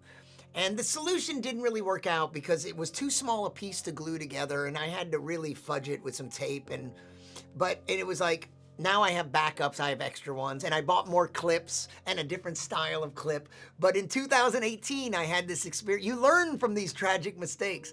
And so that's so funny. So, you know, I interview a lot of scientists there. So I didn't interview him, but I had this weird encounter, probably the first day before the meeting even officially started, where this older couple walked up and with the scientist, and that's awesome. I was wearing a woman's shirt as this is, and as I usually do. We're working on it, brother. Senator Jaiz, good night to Darla. Your soundtrack, we will get it. Leon Russell and Elton John on the album The Union. Yeah, so Elton John famously, when he made his first album, he made this one album that really did nothing called Empty Sky. And then he made the album entitled Elton John. And it has Your Song, and it has 60 Years On, which is a deep cut, but a classic. It might have Take Me to the Pilot, but it has Your Song, and that's really what launched him. But when that album first came out in England, it didn't really do much. But there was someone, a manager, or someone at a record company here in the States that really believed in him. And they brought him in, and he played at, I think it's the Whiskey in Los Angeles. And they set up, they brought him in, and I think Your Song was starting to get some airplay. And they brought him in, the unknown Elton John, with a three-piece band. Drummer Nigel Olsson and bass player Dee Murray, before he had his guitarist, Davy Johnstone. Three-piece band, piano, bass, drum. And he would play with those guys. He still plays with Nigel, and he still plays with the drummer, the bass player, Dee Murray died. But they set up like a week of shows. I don't remember how many, maybe 5 shows in a week. And they promoted the hell about it. And at this club, and they packed it. They invited all there was the list of famous musicians that were there was amazing. And Elton looked out, and he saw, I think Leon Russell was in the audience, which was someone he worshipped. And so were all these other people. They had Neil Diamond introduce him, and all these, I can't even remember the list. Some of the members of Queen were there at least one of the shows. No, that can't be right. That can't be right. Why do I think I saw that? But a bunch of interesting people, but it was too early for it to be Queen. But I mean, unbelievable. You see the list, some of Crosby, Stills, and Nash, 2 or 3 of them were there. And Elton blew everyone away. And I think the LA Times or something, there was a review that is the most astounding review where it says hark, something, you should just, the review is amazing, where it's the newest thing. And here's a guy that's totally unknown, and this guy predicts that he's going to be a mega superstar based on seeing one show of his. And he just blew everyone away. His energy, if you know Elton John only from his later years, you do not know Elton John. The young Elton John was a force of nature, and his songwriting partner, Bernie Taupin, best lyricist. So anyway, Elton and Bernie May be the best musician and lyricist ever. Just magic.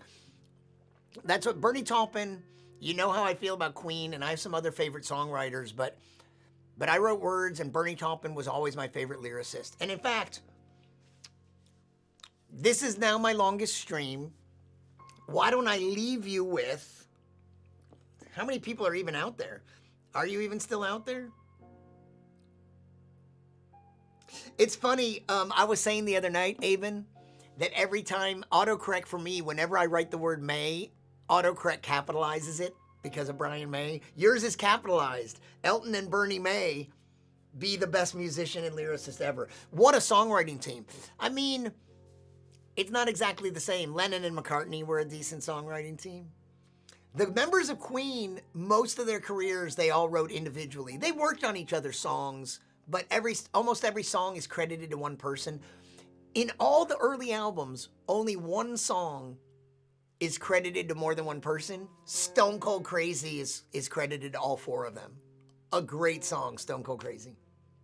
And then Under Pressure is the band plus David Bowie. And then the last few albums, it's a lot of collaborations. But Elton and Bernie. So, okay, Captain Fantastic album, one of my very, very, very, very favorite albums. And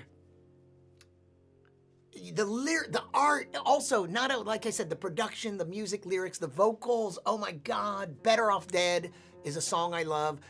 It's one of those albums that, like some Beatles stuff, you have to listen to the whole thing. It's just an album that you have to hear all the way through. And especially the end, the last few songs, Writing is this beautiful song. And then We All Fall in Love Sometimes and Curtains. Those songs blend into each other. You got to see the lyrics. They're so good. And the art is amazing. And there's a lyric book. And the cover has this very trippy image that goes along with this lyric that there's no song for. But this lyric opens up the Captain Fantastic lyric book. But this one isn't on there. It's called Dogs in the Kitchen. And I love this so much. You'll know how much I love it because I know it by heart. And it's not even a song, it's just a lyric. Or a poem, I guess. If it never got a music written to it, I guess it's a poem. Dogs in the Kitchen by Bernie Taupin. All our innocence gave way to lust as the peacock spread its fan. And they taught us how to crack the whip while the businessmen got tanned. In the months that passed by, the agents cried and the flunkies all got paid, while the fortune seekers' pale limp wrists showered us with bright bouquets. Like soldiers on the road to battle, poor boys fight to stay alive. Take a roller coaster or the wheel of fortune, just be sure that you can land it on the other side. Uncage us, where restless snarled the dogs in the kitchen. Howling in the heat wave, riding all the bitchin' ladies. Who got the first bite in on the greasy bone? Take my advice, kid. Tear off the white meat, leave them the fat back at home. Empty-eyed souls with expense accounts take a luncheon eating humble pie, while the vultures belch in their swivel chairs and the vampires all wear ties. From the lips of a sweet young starlet, amber eyes and sex appeal, or a swan song sung by some finger-snapping kid in a cummerbund and Cuban heels. Though the team survived, the glass house cracked, and the martyrs all got stoned, but a friend outside slipped a file in while the jailer slept at home. Bernie Taupin, ladies and gentlemen. Captain Fantastic and the Brown Dirt Cowboy. Do you know that lyric? It's the first thing when you open that lyric book, and the cover art it's like there's a vulture in a swivel chair, there's a vampire in a tie, there's this dogs in the kitchen riding all the bitchin' ladies. There are these bones that are in front of the dog, but if you look at the bones, they're actually naked women ladies, sort of. It's a torso and kind of stubs. It's a bone, but it's a woman's body, and all the rest. Empty-eyed souls with expense accounts. I mean, I have it nearby, but I'll show it to you sometime. But I've always loved that. And thus we hit 2,369 dropped frames, 0.6% of our frames. We are at 3 hours and 40 minutes. This is now my longest stream, exceeding the one from the other night. Denise, you like that? I know. You know, the thing about Bernie Taupin, I always loved his lyrics. I don't always understand them. Every line of that is like a different metaphor, or like it's so much imagery, and it's about the music business. The vultures belch in their swivel chairs and the vampires all, I don't know, you know, what else it is, but it has something to do with the music industry. And yeah, I know that. I hope Elton is still able to come in July. I thought he already canceled his tour. I don't know if he canceled all the way out, but the Lindau Nobel Laureate meeting for June, end of June, had to cancel because they were going to bring in 600 scientists, 600 young scientists from 100 countries. And then there were going to be about 50 or 70 Nobel laureates, many of whom are kind of old. So that meeting is not happening at the end of June. Yeah. Lisa, oh my God, Lisa. Hey, Lisa, if you're still out there, good morning. A little while ago, a young attendee from 2018 popped on and he said we met. I didn't interview him, but we met in the weirdest way, and I remembered how we met, and I told the funny story. So I was talking about Lindau just a little while ago with this guy, 2018, you were already gone, weren't you? Pablo A. Zambrano Lobos from Chile. Pablo A. Zambrano Lobos from Chile. And so I was just talking about Lindau a little while ago, which is why I just brought it up again. And Lisa used to work for the Lindau Nobel Laureate meetings, and she lives in Germany. And she moved on to a different job, and it's morning in Germany. And I'm done. I've been streaming. This probably won't surprise you. I've been streaming for 3 hours and 42 minutes. That doesn't surprise you, does it? You were there in 2000, but you weren't like in charge, like you wouldn't necessarily know this attendee because you were in communications. But Pablo A. Zambrano Lobos from Chile, you were there until August. Okay, so you know what the weirdest thing was? He said he met me because that year I had this little lavalier microphone and I broke the clip to it. And a host family and one attendee, which was him, walked up, and then they helped me. Because of their ability to speak German and my inability, a restaurant, somebody ran up to the office and brought down some super glue and tried to help me fix it. It didn't work, but it's so funny that he told me how he met me. I was like, I totally remember. I was sitting outside a restaurant at a little table with Elena Levine when this thing happened. And then he walked up with his host family, and it was like the day before the meeting started. It was probably that first, Saturday or Sunday. So I'm wrapping this up because I have successfully made this my longest stream ever. I'm not sure if we should be proud of that or embarrassed. I don't know what we should be, but you guys, some of you have called it a night. Robert C., your video last night. Oh, Robert C., I'm glad you tuned in. Dude, I was about to answer your question. My internet totally dropped out. Do I know you, Robert C.? That's so funny. Okay, I didn't know if you even knew that I was starting to answer you. Thanks for tuning in. You almost missed me here, and it still could drop out, and I do have an answer for you. So I get engagement on Facebook, but I'm trying to build up my YouTube channel. And YouTube, before you can, I can't do stand-up. There's no meeting in groups. I'm a comedian and a speaker, but I can't, all my gigs are canceled. But I do have some video skills, so I'm able to make some money doing some video stuff. But I want to build up my YouTube channel. But to monetize it, YouTube has over the past couple years, they instituted 2 rules. You have to have at least 1,000 subscribers, and I do. But you have to have 4,000 watched hours in the past 365 days. So in the past year, you have to have 4,000 watched hours. And I've never posted consistently to YouTube. And so I only, like a month ago, I had about 800 for the past year. Well, I've been doing a lot of streaming, and I've been shooting and editing interviews with scientists and posting them, especially about the coronavirus. And a couple of them have gotten significant views.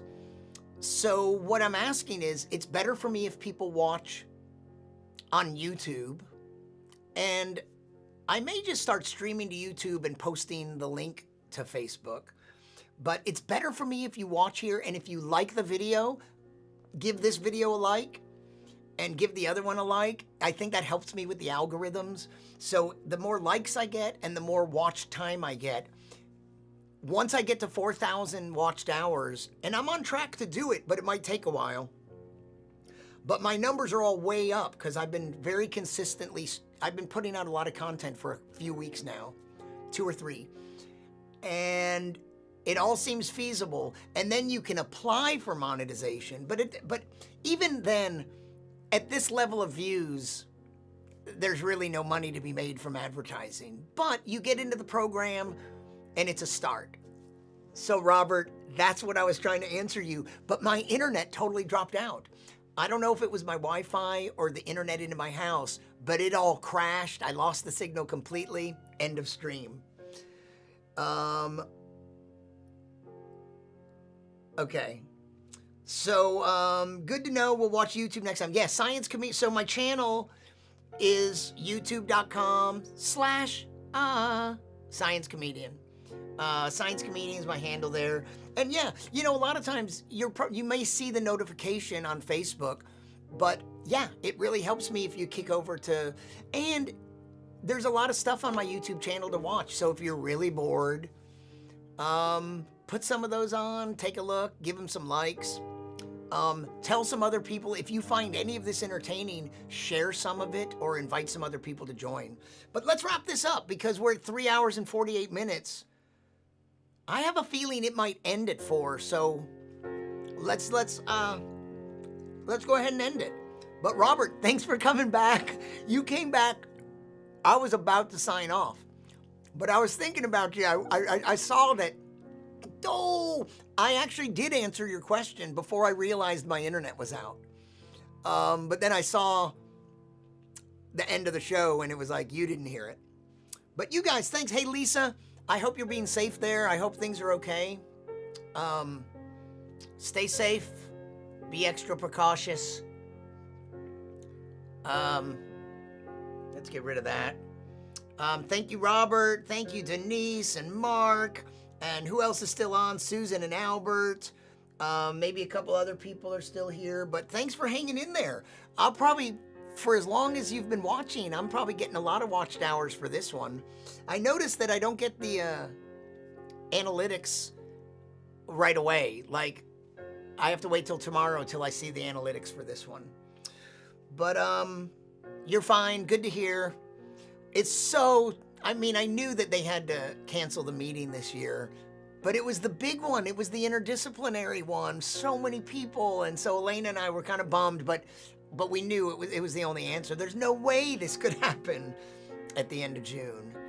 So hopefully it can happen next year. Yikes.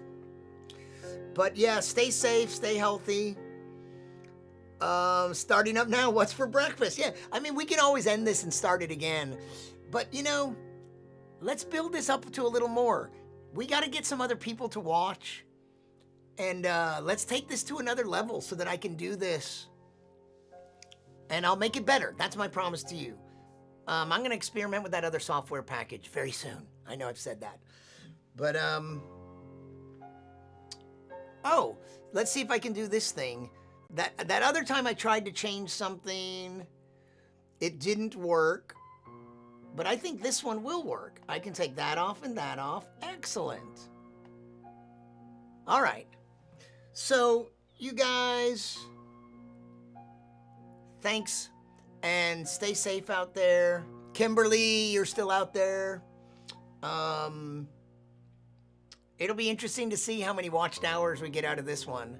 I saw on a stream a couple nights ago, it said the average, they'll have the average retention, and the numbers are usually low, and it was like 45 minutes or something, which means, you know, some of you watched for hours, and some other people watched for 3 seconds. But in the end, the average was like 40 minutes, I think, and that's like impressive. But I know some of you watched even longer.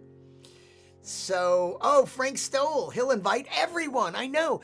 Hey, you know what, Albert? Maybe we should post this to the Bel Air page, that people are looking for stuff to do. I do think that I need to formalize it. Maybe I need to be going at a certain time and be consistently going every night. So we'll see. Soon. I just heard some weird sounds above me. But yeah, Kimberly, keep us posted on stats so we know when to celebrate. We're a long way from 4,000, but we're past 1.5. It's a long way to go. I need some videos to go viral. So I'll try to make some good videos. And remember, if there's anything in one of these streams that you think is a funny standalone, either as a standalone video, maybe I could make some short videos that would just show people, hey, tune in to Brian's Fireside Chats or whatever I call this.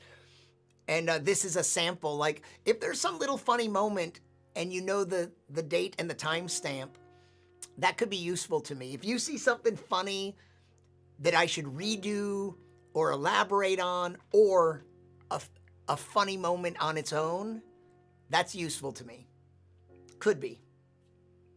Yeah, pick a schedule. It's so hard to know. I'm thinking 9 p.m., but 9876 found out that my friends on the West Coast, it's like 6 o'clock. We're just sitting down to dinner, but it's already 9 here. And if I start to go too late, I can't believe we picked up Germany finally. We went solo 135, 2, 3, 4, 5, 6, oh, probably 7 something. It's probably 6 hour difference. Like an hour later than the UK, I think. It's so hard to know. Like, I should start a new stream now for the European friends and UK friends. 3:53. This is close enough to 4 hours. You guys are fantastic. Stay safe. Let's do it again soon. Maybe even tomorrow. Good night, everybody. I mean it this time. I'm seriously hanging up. You don't think I am. You think I'm going to start going off on other tangents, like I'm prone to do, like I did the other night. Good night. Bye.